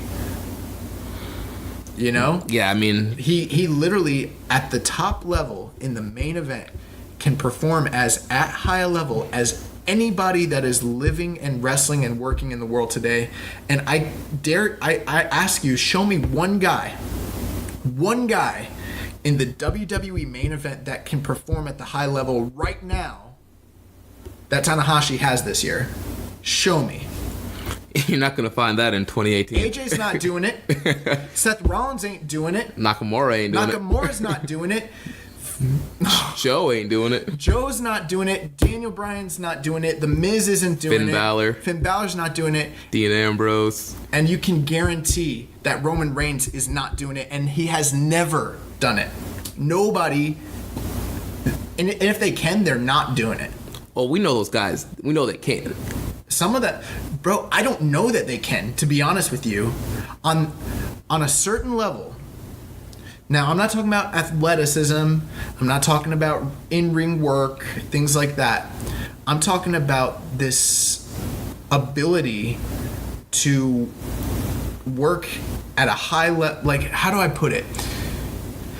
It's like Bret Hart and Shawn Michaels got combined and turned Asian and became Tanahashi. Bret and Shawn did the fusion dance. Yeah, bro. These guys can't tell the stories that Hiroshi Tanahashi can. Have I seen all of them like work incredible matches and blow away and do 5 stars? Like, absolutely. But they can't make you feel the way Hiroshi Tanahashi makes you feel. Yeah. So what are we talking about? Like, who are these people out there that are saying that? I mean, I don't know. I'm not on Twitter enough to know what the vibe is. I mean, is this a vocal majority of people that are saying this? Because, like, I'm kind of getting pissed thinking I know you got pretty heated there. Because you can't show me anybody that can go with this guy in that aspect of pro wrestling. Like, yeah, you can show me better athletes, you can show me more dazzling performers and entertainers and stuff like that, but like, you can't bring me a storyteller that's on the same level as Hiroshi Tanahashi in WWE today. Yeah. You can't. It's impossible. I defy you to do it. Well, while you're fired up, Rich also followed up. He wants you to bury Yoshihashi for 2 minutes. I'm not going to bury Yoshihashi for 2 minutes. Like, this show doesn't need to spend another 2 minutes on Yoshihashi. Oh, my God. Like, okay, here's the thing. Yoshihashi, like, I would love for him to be a fantastic performer, but he's not. He's not. It's not going to happen. hey, if it happens, I'd be like the first guy to be like, hey, I was wrong. Like, I was wrong all these years about Yoshihashi. But guess what? I don't think it's ever going to happen. I don't think it's happening for him. Like, it's not for him, baby. He's definitely a well-trained guy. He can go in the ring. He can put together a compelling match from time to time. But there's just some major missing parts, fundamentally speaking, where he just does not have what we call it. Yeah. He does not have it. He's a good little hand. I'm sorry. Yeah. I'm just not a fan, and I'm probably never going to be a fan of the tacos. So. Yeah, I mean, I'm right in the same boat with you. I mean, he has the ability to put on some solid matches, but I mean, outside of that, like, I don't expect much more out of him. Are these like these fans that think that that Tanahashi isn't in the main event, or is it like just people that like Naito and they just think Naito should be there and that's why they're pissed? I'm sure that's part of it. Do you think that's who it is? Yeah. It's like there's the only thing like I'm just wrapping my brain like. Who would be saying these things about Hiroshi Tanahashi? He pointed at me one time. Another former New Japan star pointed at you this weekend, right? Yeah, dude. We were at NXT Largo and freaking Raymond Bro pointed at me, bro. It was awesome. All right, so we have a few more questions not related to destruction in Kobe. Well, before we move on, I wanted to bring this up. This angle... Like, what were your overall thoughts on this angle, and why do you think that it worked so well? Overall, I like the angle. I think it works so well because New Japan is great at telling a story. From day one, when Jay White came back from Ring of Honor, they've been laying the groundwork for the story. They've been planting the seeds. Every single angle that Jay White's been a part of has led up to this moment. The downfall of Okada has led up to this moment. The rise of Tanahashi has led to this moment. Yep. There's so many things that have happened that have built. This is like the crescendo of a story that they've been telling all year. Here's another thing about it. New Japan Pro Wrestling basically almost never does this, and that's why it works so well. In a Western company, if they did the same angle, you'd be like, that was pretty good, but it happens all the time, you know? Right. And in a shorter time period, you'll have a faction that's together, a year, maybe 2 years, if that, and they're breaking up already. Right, exactly. These guys have been together for a long time. I mean, when you're talking about Chaos, a long time, but when you're talking about, like, Chaos with Okada, you're talking about a 6-year story. And I think the thing that really got me off guard, and I didn't expect, until it was happening, I didn't expect it, was Gato. I did not see, but looking back in hindsight, like, he got dropped by Okada. Okada's his meal ticket. He's the reign taker. He's been with him all this time, and then it figures that this would be the time where he decides to turn on him. He didn't turn on him when he lost the title. He didn't turn on him when he didn't win the G1. He waited until there was absolutely no way that he was going to be in the Tokyo Dome main event. At his absolute lowest period, he says, screw you, we're going a different direction. Right. Which almost makes me feel like, has this been the plan all along? I mean, it could be. I mean, like, did Gato bring in Jay White to be the next guy? Because he saw the money. Potential. Maybe he was keeping Jay on the back burner, and then in case of emergency, like in case Okada like breaks down, like I'm gonna hit this glass and have Jay White ready. It kind of feels like that, doesn't it? Yeah. My only thing is, what would have happened if Okada had won here? I'm sure Geto would have like came out and like celebrate. Do you think they would have come out and celebrated with him and then postponed their plans till a later date? No. Well, think about it. Jay White beat Okada in the G1, so he could have still came out and jumped him and been like. But I mean, like, obviously it's all booked. So, but I'm just saying, like, in kayfabe. Yeah. Do you think that he would have just come out and challenged him and then left him as leader and then saved this for a later time, or do you think that either way they were going to basically turn on him and make this move, like, either way? I can see it happening either way. Like, Okada wins the briefcase and Jay White comes out, same thing, jumps him. Geto tries to make the save. They turn on him and they're like, yeah, you got lucky being Tanahashi, but Jay White's the future. He already beat you in the G1. He's going to take that briefcase from you. And that's I mean, obviously there's going to be Okada versus Jay White with Geto in Jay White's corner. So that match is big drama right there. Yeah, yep. So, I mean, yeah, I was a big fan of this angle. Yeah, loved it. All right, so we have a few more questions here that are not related to Destruction in Kobe. Let's do it. Reddit user CJMCCLAIN. He says, what is our excitement for Fighting Spirit Unleashed and King of Pro Wrestling? Well, we were talking about this. We were expecting for the Fighting Spirit Unleashed card to drop today. It looks like it's probably going to drop tomorrow, Tuesday, which is the day that this show's coming out. So by the time you've listened to this, it will either be coming out that same day or have already come out. At this current time, we only have 3 matches, announced. We'll probably go over them by the end of this show. But I would say my excitement I am excited because King of Pro Wrestling is a big show. We don't have a card for King of Pro Wrestling at all. Mm-hmm. I mean, the only match I can really assume is we're getting Jay White and Tanahashi. Well, we know we're getting the finals of the junior tournament. Do you think we're getting Jay White and Tanahashi on that card? On King of Pro Wrestling? In 2 weeks. When you think they'll put it on Power Struggle? They could. They could hold off to then. I just don't know what they're doing for King of Pro Wrestling. We don't know enough. I'm always excited for that show. And the fact that, my excitement is, I'm kind of, giddy. I'm when's the card coming out? Because I think it's going to be a great card. But then if it's not, I'll be disappointed. So right now, I'm, optimistic. But, I mean, I'm excited that we're getting 3 big shows back-to-back. 1 week, next week, and then the next week after that. Yeah, I mean, Fighting Spirit Unleashed, I'm looking forward to Young Bucks G.O.D. I'm a little bit. Osprey and Skrull, that's going to be a banger. That'll probably be match of the night. Yeah, and then Cody and Juice. I'm very curious about that match because I'm I don't know how that's going to be. Juice is going in ice cold. Cody's coming in red hot. Are they really just going to beat this man Juice and then Cody's walking around with 2 belts? They could do a dusty finish. Yeah. He's the son of the plumber.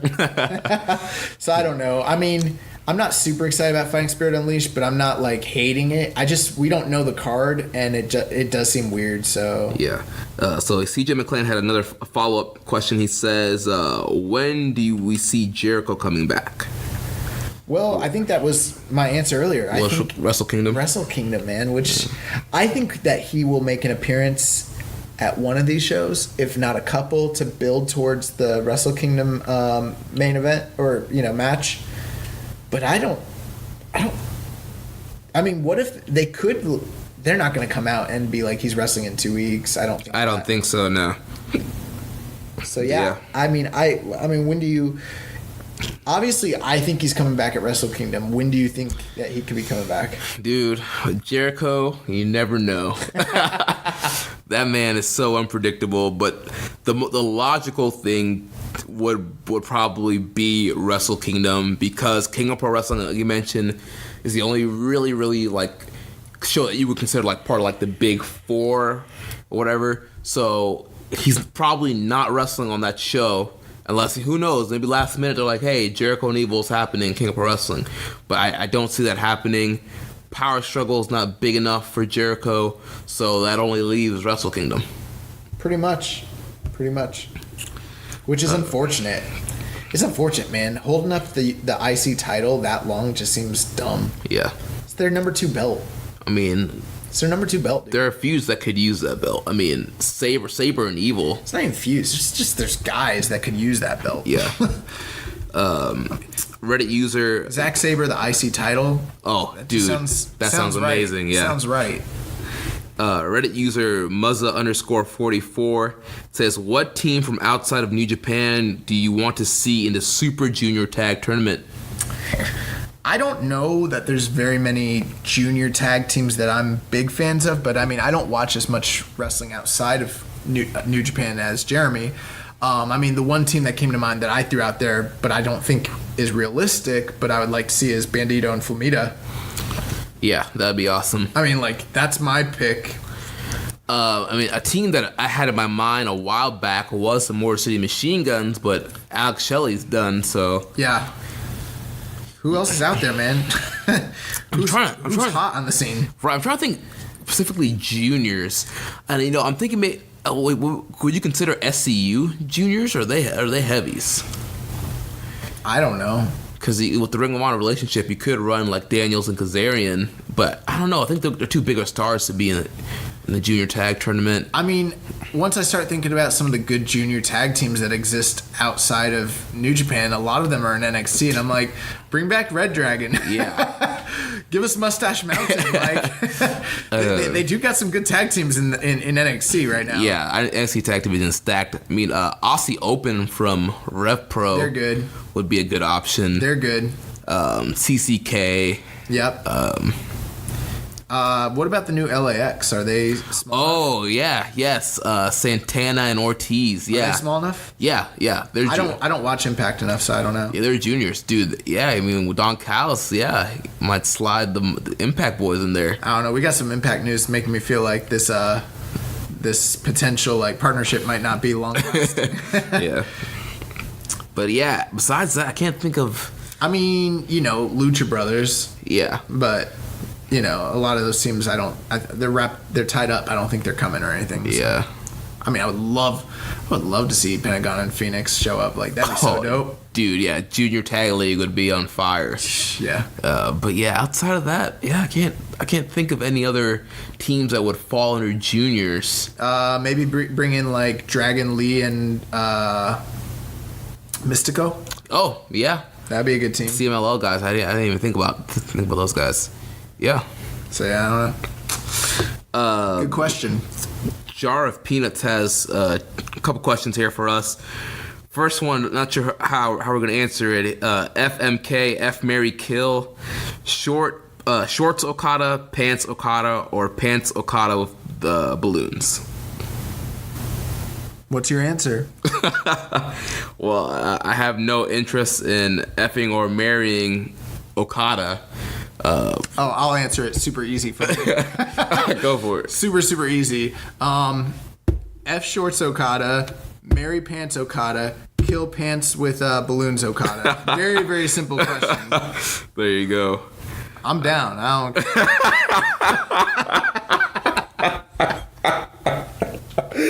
Oh my gosh. Took no forethought. This is the easiest question of the night. Jar of Peanuts, you are a gentleman and a scholar. What a great question. Jar of Peanuts, he has a follow-up question. Jerry didn't want to answer the question. He has a follow-up question on Tiger Mask. He says, when do you guys think there will be a Tiger Mask 5, if there ever is one? And is there anyone in wrestling today that you would like to see it go to? Or would it be someone trained by Tiger Mask 4 as he was trained by the original Tiger Mask? This is actually something we've covered on the show before. I believe we've actually gotten this question before, and there actually already was a Tiger Mask 5. There is a Tiger Mask 5. His name is Ikuhisa Manoa. He's also known under the nickname Manoa Man. He's more famously known for his MMA career. So I mean, this is a guy who's he's fought pretty much everywhere in Japan. I mean, he's fought for Pride, he's fought for K1, Dream, Shudo, Deep, all the, road fighting championships, all the major, companies that you could possibly think of. But he's also a professional wrestler. He started wrestling in 2010. He wrestled for Inoki Genome Federation and different companies like that. And on July 18, 2010, he debuted as the 5th generation Tiger Mask. He was trained personally by Satoru Sayayama, who is the original Tiger Mask. So he's the second Tiger Mask to have gained, his name and his credentials as being a Tiger Mask from Sayama directly. But with that being said, most people don't know about him because he kind of shortly turned his attention and career back to fighting almost immediately, and we haven't really seen Tiger Mask 5 wrestle hardly at all. So I mean, there is a Tiger Mask 5 though. I mean, it's not an aberration, it's official. I mean, Sayama gave him the name. Right. So then potentially, let's put his question toward a Tiger Mask 6. It'd have to be Tiger Mask 6 or some other type of Tiger Mask. They already had... And then Tiger Mask W, which was Kota Ibushi. I mean, that's a gimmick where I think it would make sense if you wanted to either put someone under a mask that you wanted to hide and not let anyone know who he is. Yoshihashi.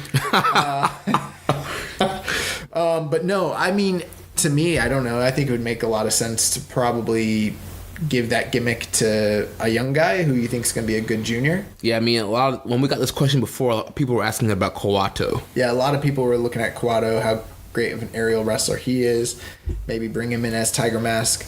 I don't know. We've talked before how great that guy's facials are, so I don't know if that... I don't really have anyone specifically in mind, for him to be going against specifically, or to go as... What am I saying? For anyone specifically to be Tiger Mask, but that would make sense to me. Bring in someone from the dojo, one of the young lions. Narita, maybe. Maybe. There's a certain guy. I mean, maybe. Yeah. I mean, you could do that. I don't know. To me, I think that you'd have to, if you're gonna do this gimmick and you're gonna have it has to be someone who's great. But it's hard because if they're really, really great, you kind of don't want to put them under a mask. Right. Yeah. But you don't... I mean, it's Tiger Mask. And, people nowadays probably don't remember, but, I mean, the Tiger Mask gimmick at one point, for all 4 guys that are famous for it, I mean, that's a big gimmick with big money, big draws. That's a career-long gimmick. It's a career-long gimmick, and not if you're Koji Kanemoto, but and I guess not if you're Mizawa, but but yeah, I mean, it is kind of a big deal. Yeah. So I mean, you'd want to give it to someone who was.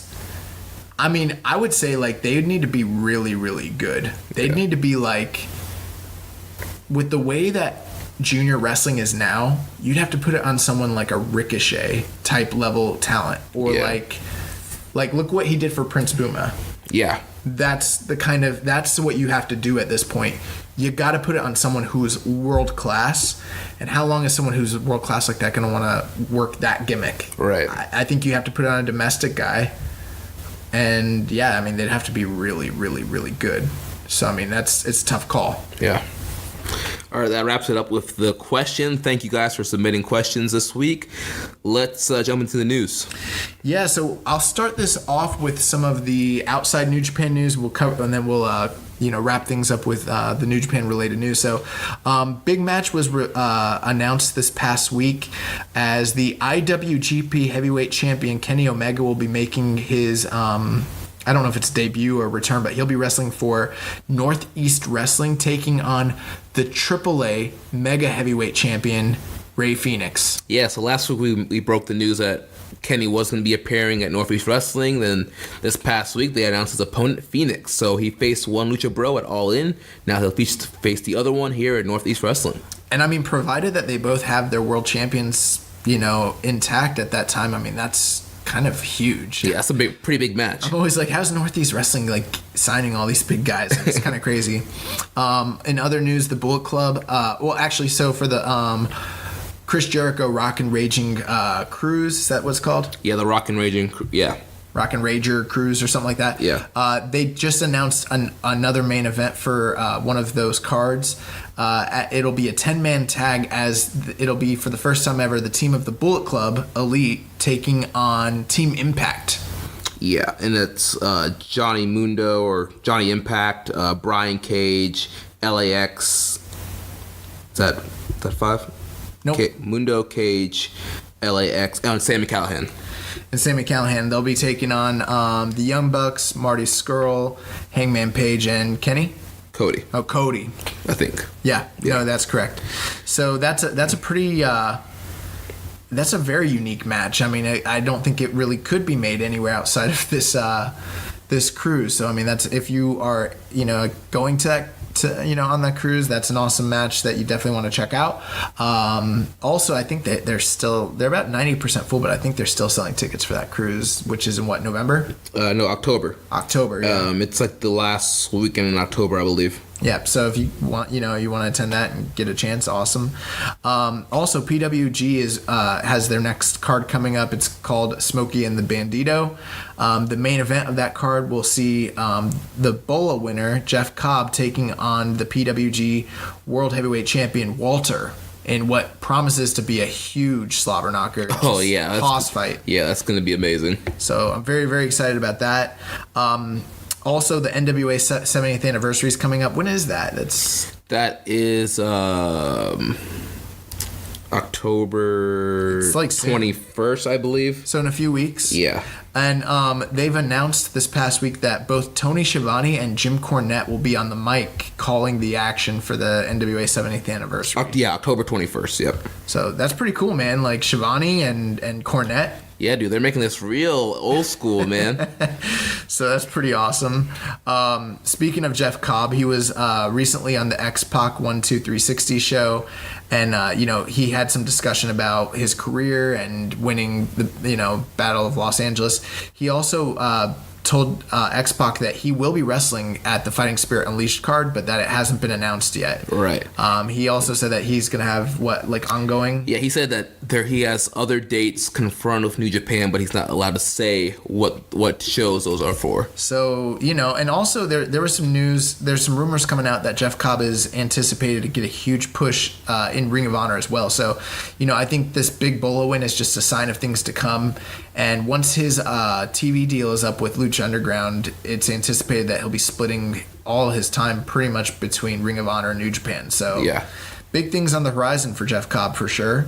Also, outside of New Japan, Rey Mysterio Jr. has signed a 2-year deal officially with WWE. It's now confirmed. So yeah, looks like we're not going to get that awesome Okada Rey Mysterio match after all. Yeah, or the Ray Liger match, whatever it feels good. Oh, we got that in 96.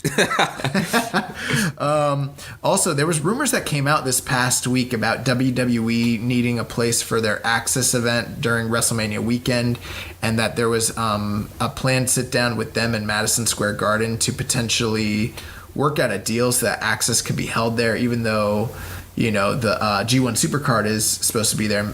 It was, the rumor was that it was a ploy to try to push New Japan and Ring of Honor out of Madison Square Garden. Those rumors have now been confirmed to be entirely false. There have been statements from Madison Square Garden that no meetings have taken place with them in WWE, and in fact, they have signed contracts, in place with New Japan and Ring of Honor, where they could not rescind on them if they wanted to. Yeah. So anyone who is reporting those false rumors, that's false news. You might want to fake news. You might want to check your sources. SportsIllustrated.com also did a great write-up on Jeff Cobb and his BOLA win this past week, so if you get a chance, check that out. We have some injury reports. Both Joey Janela and Jordan Grace suffered injuries this past week. Jordan Grace, it appears that her injury is less serious, but she is walking on crutches. Yeah. And in about a week, we should hear more about the status, what her status is, but it doesn't appear to be anything too serious. Yeah. I believe it's like a sprained ankle or something. I know it was like her ankle. It happened while she was taking a bump off like the second rope, basically. Yeah. But Joey Janela, he is the current WWN champion, and he was wrestling on the GCW card this past weekend in his match against Psychosis, and he jumped off the top rope to the outside, and the way he landed on his knee, from what the reports are saying, they're saying it's not looking good. Yeah. Which is never a good thing to hear. So we'll have more news here in the future, but he is going to be checked out very shortly concerning this. So there's a good chance he'll be out of action for a while. We have a young boy alert. So, and it's actually not funny at all. So, we've been speculating for a long time about the Katsuya Kitamura situation. I think this is going back to New Beginning? February? Yeah, it's been a while. So, there was a lot of speculation about what had happened. There was allegations that maybe it was steroid related or behavioral or drug related or he was going to MMA or sexual or bad attitude, all sort, or head injury and concussion related and all this other stuff. And it's been very hush hush with Katsuya Kitamura about what his injury was. Well, this past week on Was it The Observer? Yeah, it was in the Wrestling Observer. Dave Meltzer reported that Kitamura injured one of his legs in a horrible scooter accident. It was described as being crushed, and it's unclear if he'll ever recover. So that's not what we wanted to hear, I guess.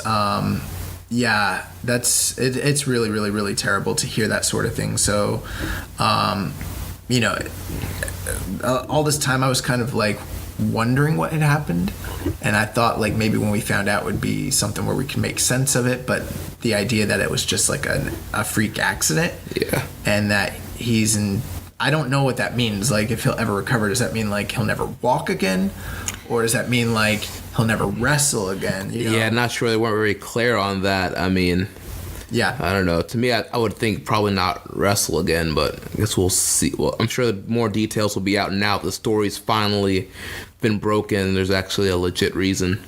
Yeah, so we hope that Kitamura is in good health. I would love to see him return to wrestling, but I hope that his health is intact. And if we hear anything more on the situation, we'll bring it to you. Hangman Adam Page this past week was auctioning off all of his ring gear for was it North Carolina Survivors? There was a big storm out there. The Hurricane Florence that took out the Carolinas. Yeah, so he was auctioning off all his ring gear from All In, as well as the foam that they used in the match. So, and all those proceeds are going to the North Carolina hurricane relief, I suppose. The Briscoes just hit a milestone just today, actually, where they have passed 1,000 days combined as tag team champions of Ring of Honor, the only team to ever do so. So congratulations to the Briscoes for doing that. We also had some reports that WWE and Impact had executives sit down and meet this past week. What the details of that meeting were, no, it's not really clear. Yeah. But what was the speculation on that? So a lot of speculation is that it was a meeting potentially about the tape library that possibly WWE wants to use some of their footage maybe for upcoming DVD project or for the network, or some people are saying maybe even WWE just wants to buy their whole tape library to put it on the network, or maybe air Impact weekly on the network. So they had said something that they weren't going to sell the library. I think Impact had come out and said that they weren't going. It wasn't to sell their library or to sell their TV rights or to sell the company or anything like that, but just to get both parties in one room, whatever that means. So, right. Take that for whatever it means to you. Take it for what it is, I suppose. Also, we talked last week about how Cody would be defending the NWA title against Willie Mack. I don't know if we'd confirm this, but it has now been confirmed that match will be taking place at Ring of Honor, Death Before Dishonor. Yep. We mentioned that last week. Oh, did we? Yeah. Shows how much I was paying attention. Yeah, when I read that earlier today, I was like, wow, that's news to me. So let's get into this New Japan news. So Cody and Okada is the free match of the week. Their match last year from the G1 in USA. So if you get a chance, you might want to check that out. We already talked about Katsuya Kitamura. Last week we discussed the fact that the US YouTube channel for New Japan was expanding their content. We talked a little bit about the shows, but there's 3 official shows that are out now. They've got The Recount, The Wire, and The Top 5. And I actually caught one of the recounts, and it was really good. I don't know if you've seen those yet. Which one? I watched the one that was talking about the betrayals in the Bullet Club. Yep, I saw that one. And then also, did you see The Wire with Mr. Belto no. talking? I heard about it. Yeah. Yeah. What happened? So what's the president's name? The Japanese Sagayuchi, I think is his name. Yeah, so he's like talking to Mr. Belto, saying, we have to give the belt up. We have to take you away from Takahashi. Like the belt's like talking with him. Like why? That's how they were dropping the news. Yeah, that's how they decided to drop the news here in the U.S. Yeah, that's great. Also this past week, so we talked just to go over those shows real quick. So the Recount is going to basically be historically analyzing aspects of storylines within New Japan and giving you some greater context to the ongoings of New Japan. So they had one talking about the Bullet Club's history of betrayals. They had some other they had one talking about the history of the U.S. title. So that's going to be like a more historical show. The Wire is going to be them breaking like news and just stories to the U.S. audience. And then top 5 is going to be top 5 lists. So, and I think that's a good direction to go. Oh, yeah. Also, we talked last week about Tama Tonga, the last couple weeks actually, about Tama discussing the fact that the OG Bull Club will be recruiting. And earlier this week, he actually posted a photo of him at NXT Sanford. Yeah, Tangaloa recorded a video outside of NXT Sanford in front of the truck. He was like, I told y'all, doesn't matter what company you work for, we're out here recruiting. And he zoomed out and you see the WWE NXT logo. So this is real interesting. So we decided to go to the Largo show this past Saturday night in NXT, and we're sitting. And I always have my eyes open trying to look for like guys that might be there, and we're sitting there, and I just look up and I see all these guys up on the second level in these like windows, and I was like, yo, that's Tama. And I was like, Jeremy, that's Tama Tonga right there, dude. And I look up, I'm like, oh, it is Tama. So I'm like, Tama Tonga's out here recruiting. Do you, like, what's the deal? I know, he Tangaloa wrestled as what, Camacho? Camacho, yeah. He was Camacho for a while. They've got ties to WWE. They're from Florida. I get it, but I mean, doesn't that seem weird to you that they're like going to NXT shows? It is kind of weird, yeah. Backstage, and like we can see them, and they're posting videos of it. Like, I don't know, man. That seems weird to me. Who was that one dude that there was that one big wrestler with the Babatunde. Yeah, has that guy been on TV yet? No. Okay, so there's a Largo Loop wrestler named Babatunde, and we were talking about if they're recruiting a guy like this guy. Like Rich was like, that guy looks like good luck Fowler. So it's pretty funny. Yeah. Tama did like look over in our direction, and I kept throwing up like. So did I. I kept like throwing too sweet. I kept throwing up the too sweet sign, and I pointed at him, and I know he saw me because he kind of laughed a little bit. Yeah. But then like he kind of kayfabed it afterwards. Yeah. But I was like, I know. I was like, I see you, dog. I see you. I think you tweeted him too. Yeah, I was like, I see Tama Tonga out here is recruiting. And then we did end up seeing. We saw a lot of guys that night, but War Machine came out, and I was wearing a New Japan shirt, and Ray Rowe came to the hard cam side, which is the side we were sitting on, and I he looked at me, and I pointed at my shirt, and I pointed at him, and he pointed at me, dog. He pointed at me. We got a special connection. We like the same girls. You and Ray Rowe, you and Tanahashi. Who's his wife or fiance? Oh, homegirl in the Riot Squad. Yeah. Wow, why is her name blanking? Not Ruby Riott, not Liv Morgan. Sarah Logan. Love Sarah Logan. The former Crazy Mary Dobson. But so I mean that was pretty cool. I don't know what the deal with Tama Tonga and NXT is. I mean, it's funny because like the Elite guys were like talking about him going to NXT, and he was like, "No, we're committed to New Japan." But I'm like, then why are you on the Largo Loop, dog? Like, I don't understand. So that's interesting. So yeah, we talked about Yoshihashi. Basically, his trip being edited out of the current. They should just edit it back in if they're listening to the show. Hey, Kevin, like, if you're listening, can you get them to just edit that back in? Like, it makes for a much better show. But with that being said, apparently Yoshihashi got really injured. So he's, I guess, is undergoing testing. They think it might be, like, his shoulder, I think I read. Yeah, I know. Remember he did have, like, a shoulder injury before. So, yeah, he's going to be, maybe this whole thing's a work. Maybe like him falling, maybe he bladed when he was down there. And it's just a way to write him off. So maybe if it was somebody else. Oh my God. Aside from that, so this past week, there's been a lot of speculation with Los Ingobernables de Japón, because they have been talking about teasing a new member. And have you heard a little bit about that? No, I haven't seen that. Yes, they were talking about it on commentary. So like basically Naito did a Tokyo Sports interview, and he said that they're going to be bringing in a new member of LIJ, and it's going to be a permanent member. So not like a temporary guy. I know that they've involved other, like, you know... Roosh. Yeah, they've involved, like, Roosh and guys from LI, like, well, just Los Ingobernables. And, you know, at one point, I know, like,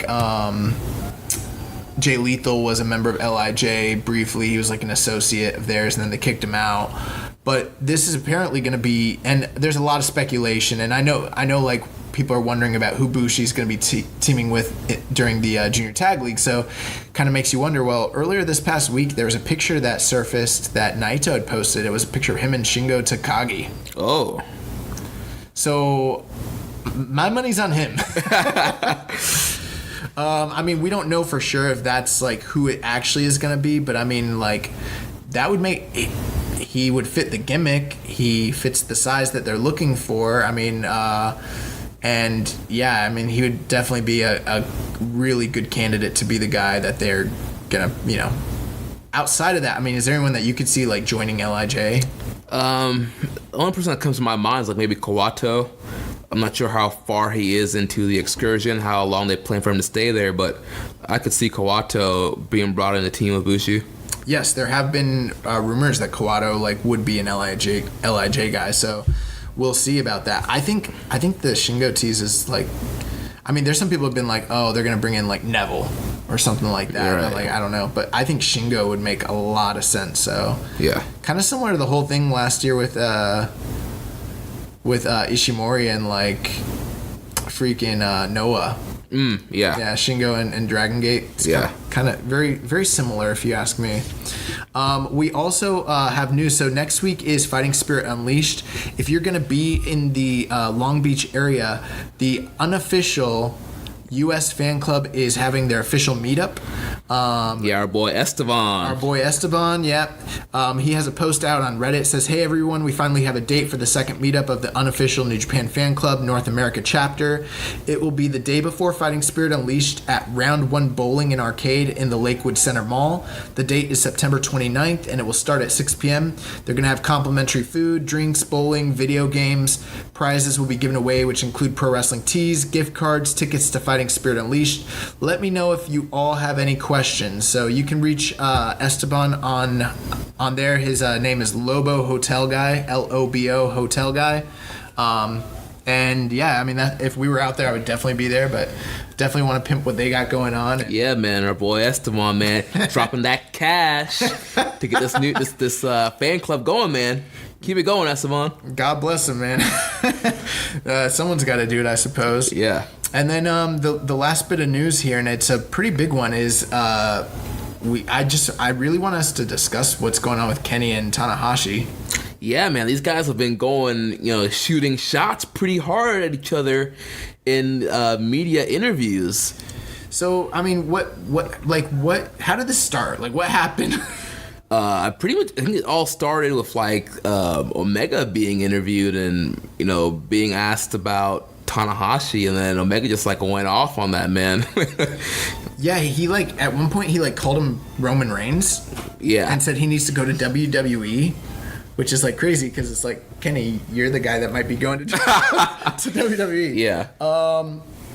Yeah. I mean, overall, it's just the whole story of their Wrestle Kingdom match. I mean, the battle of the two philosophies. Both guys think that they're wrestling the wrong way and think about wrestling the wrong way and think they put their matches together wrong. And so it's two different philosophies that are going to be clashing at Wrestle Kingdom in this whole rivalry. So, I mean, let me read some of the stuff that Kenny said here. It's pretty crazy. So, this is kind of crazy. He said and this is Kenny Omega said, the thing is, I know that that New Japan at the time, they don't have to use me as their main event star, as their number one. Of course they don't. Look at the way they push Tanahashi. They still call that old effer the ace. He still appears on TV. He has a movie in Japan. It's embarrassing, absolutely effing embarrassing. They do understand, hey, guess what? This is a business. We need money, and the American fans aren't stupid. They understand what a good match is. They understand who is able to give the best matches. I'm not here to cash in checks. I'm not here for money. I'm not here to do the classic style and the way wrestling is supposed to be. I'm the greatest effing showman. I'm the greatest showman in professional wrestling and maybe all effing time. So they have no choice but to put me in the main event. They don't give a F about me. I know they don't give a F about me as a person, and I know There was one match where I wasn't the main event, but I still remember that match I had before in the semi versus Michael Elgin. That was still the best bout, and guess what? Even if I'm not in the main event, I still go have the best bout because no one can come close to what I can do. Here's the thing. Tanahashi has this idea that wrestling has to be a certain way. There are borders that you shouldn't cross. Wrestling should be wrestling. There's a classic way. But the thing is, when I watch a Tanahashi match, I feel nothing. When I watch a Tanahashi match when I show a Tanahashi match to my friends, to my father, to my fans, they're just effing bored. And when I show some of my matches, they feel something in their hearts. It makes them think about something. When a Tanahashi match ends, you've already effing forgotten. I wanted matches that stay with me forever, more than 24 hours, more than 1 week. Why the F do you think that they call me the best bout machine? It's not because I'm the greatest athlete in wrestling, because I can create emotion and I can create a memory, because Tanahashi can never effing do that.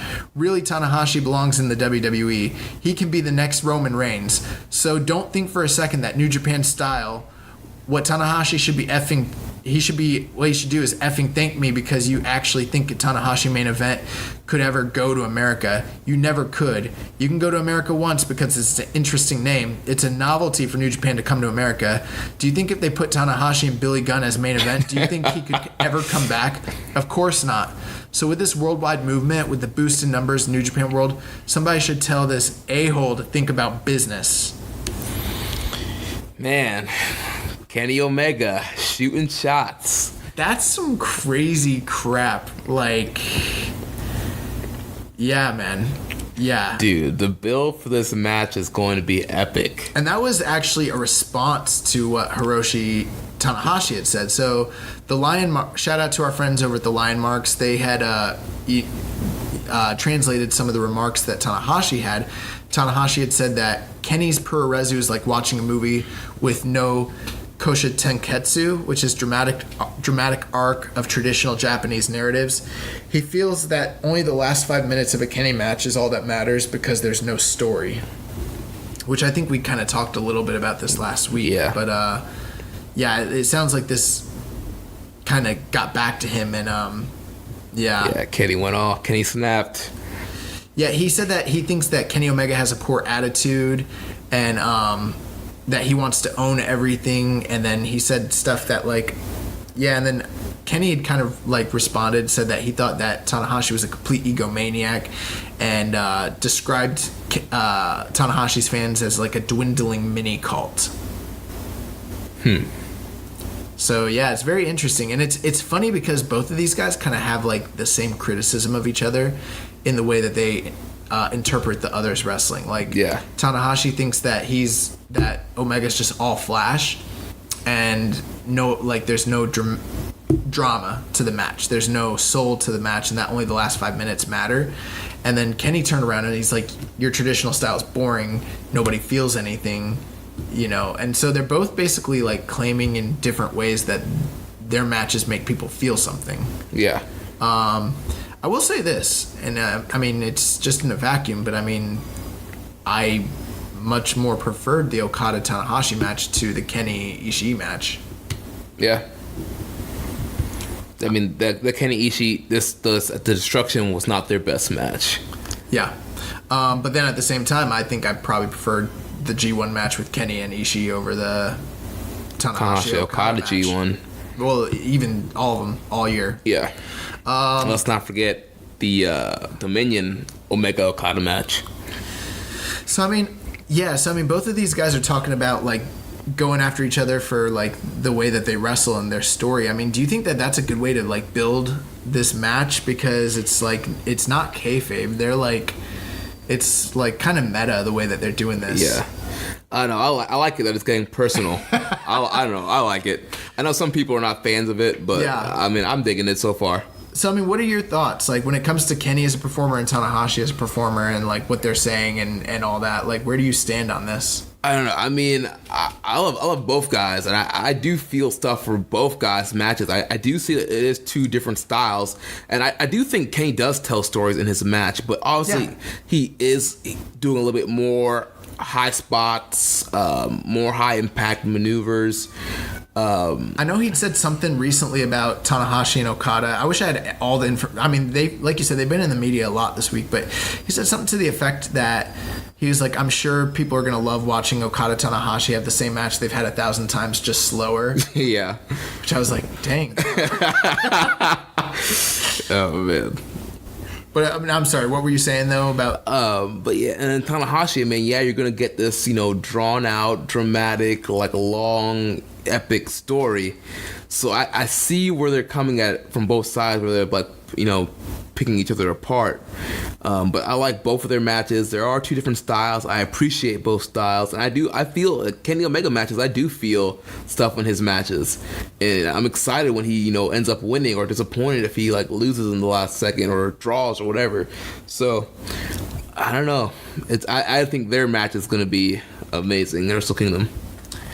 Yeah, I don't want to say the wrong thing when it comes to this. I do think, like you said, they have different styles, and I think that anyone who's a fan of this...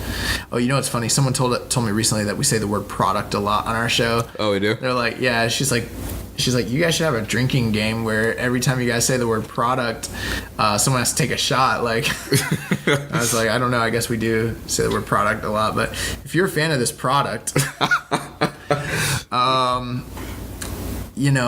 I do think that I think it is sort of similar to what we talked about with Tanahashi and Ibushi. But sometimes, not always, but sometimes I do think Kenny gets overly reliant on some of the things that he's developed this past year, these past couple years with the V triggers. Mm-hmm. And don't get me wrong, I love a good V trigger. I really do. I don't know if there's anything that I like as much as seeing a guy getting smashed in the face with Kenny's knee. Yeah, what's better than that? Yeah. It's freaking great. But at the same time, sometimes I'm like, Kenny hits guys with too many of those things. Sometimes Kenny's matches, especially lately, kind of rely on a lot of smoke and mirrors. I'm not saying that he needs that, but Kenny it's to me, Kenny feels like he's in this mental phase. He's trying to find... Right. And he already mentioned title, he had to make it different than Reigns. So he already mentioned he was doing different kind of stuff. Right. Nothing wrong with that. But at the same, I do think that there is some to Tanahashi's career. With, for instance, talk about the knee work and the way that played into the story intricate it was with Oka and Tanahashi. You're not going to get that in a Kenny Omega. And that is what wrestling based on. With Kenny, I mean, it's high spots. Your flips, you're getting the dives through the freaking... hard strikes. Yeah, the hard strike. You're getting it's just different. It's not, I'm not, but there is some truth of what... I think there what Tanahashi was sometimes with some of us, minutes matter.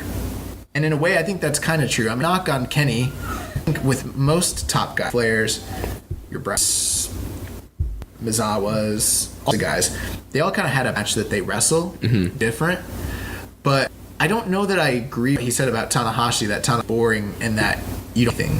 Because I'm like, I don't know, is that that's true or no? No, I guess I feel stuff from both of their matches. And clearly, I mean, rant and rave about all the matches this year, I don't find boring at all.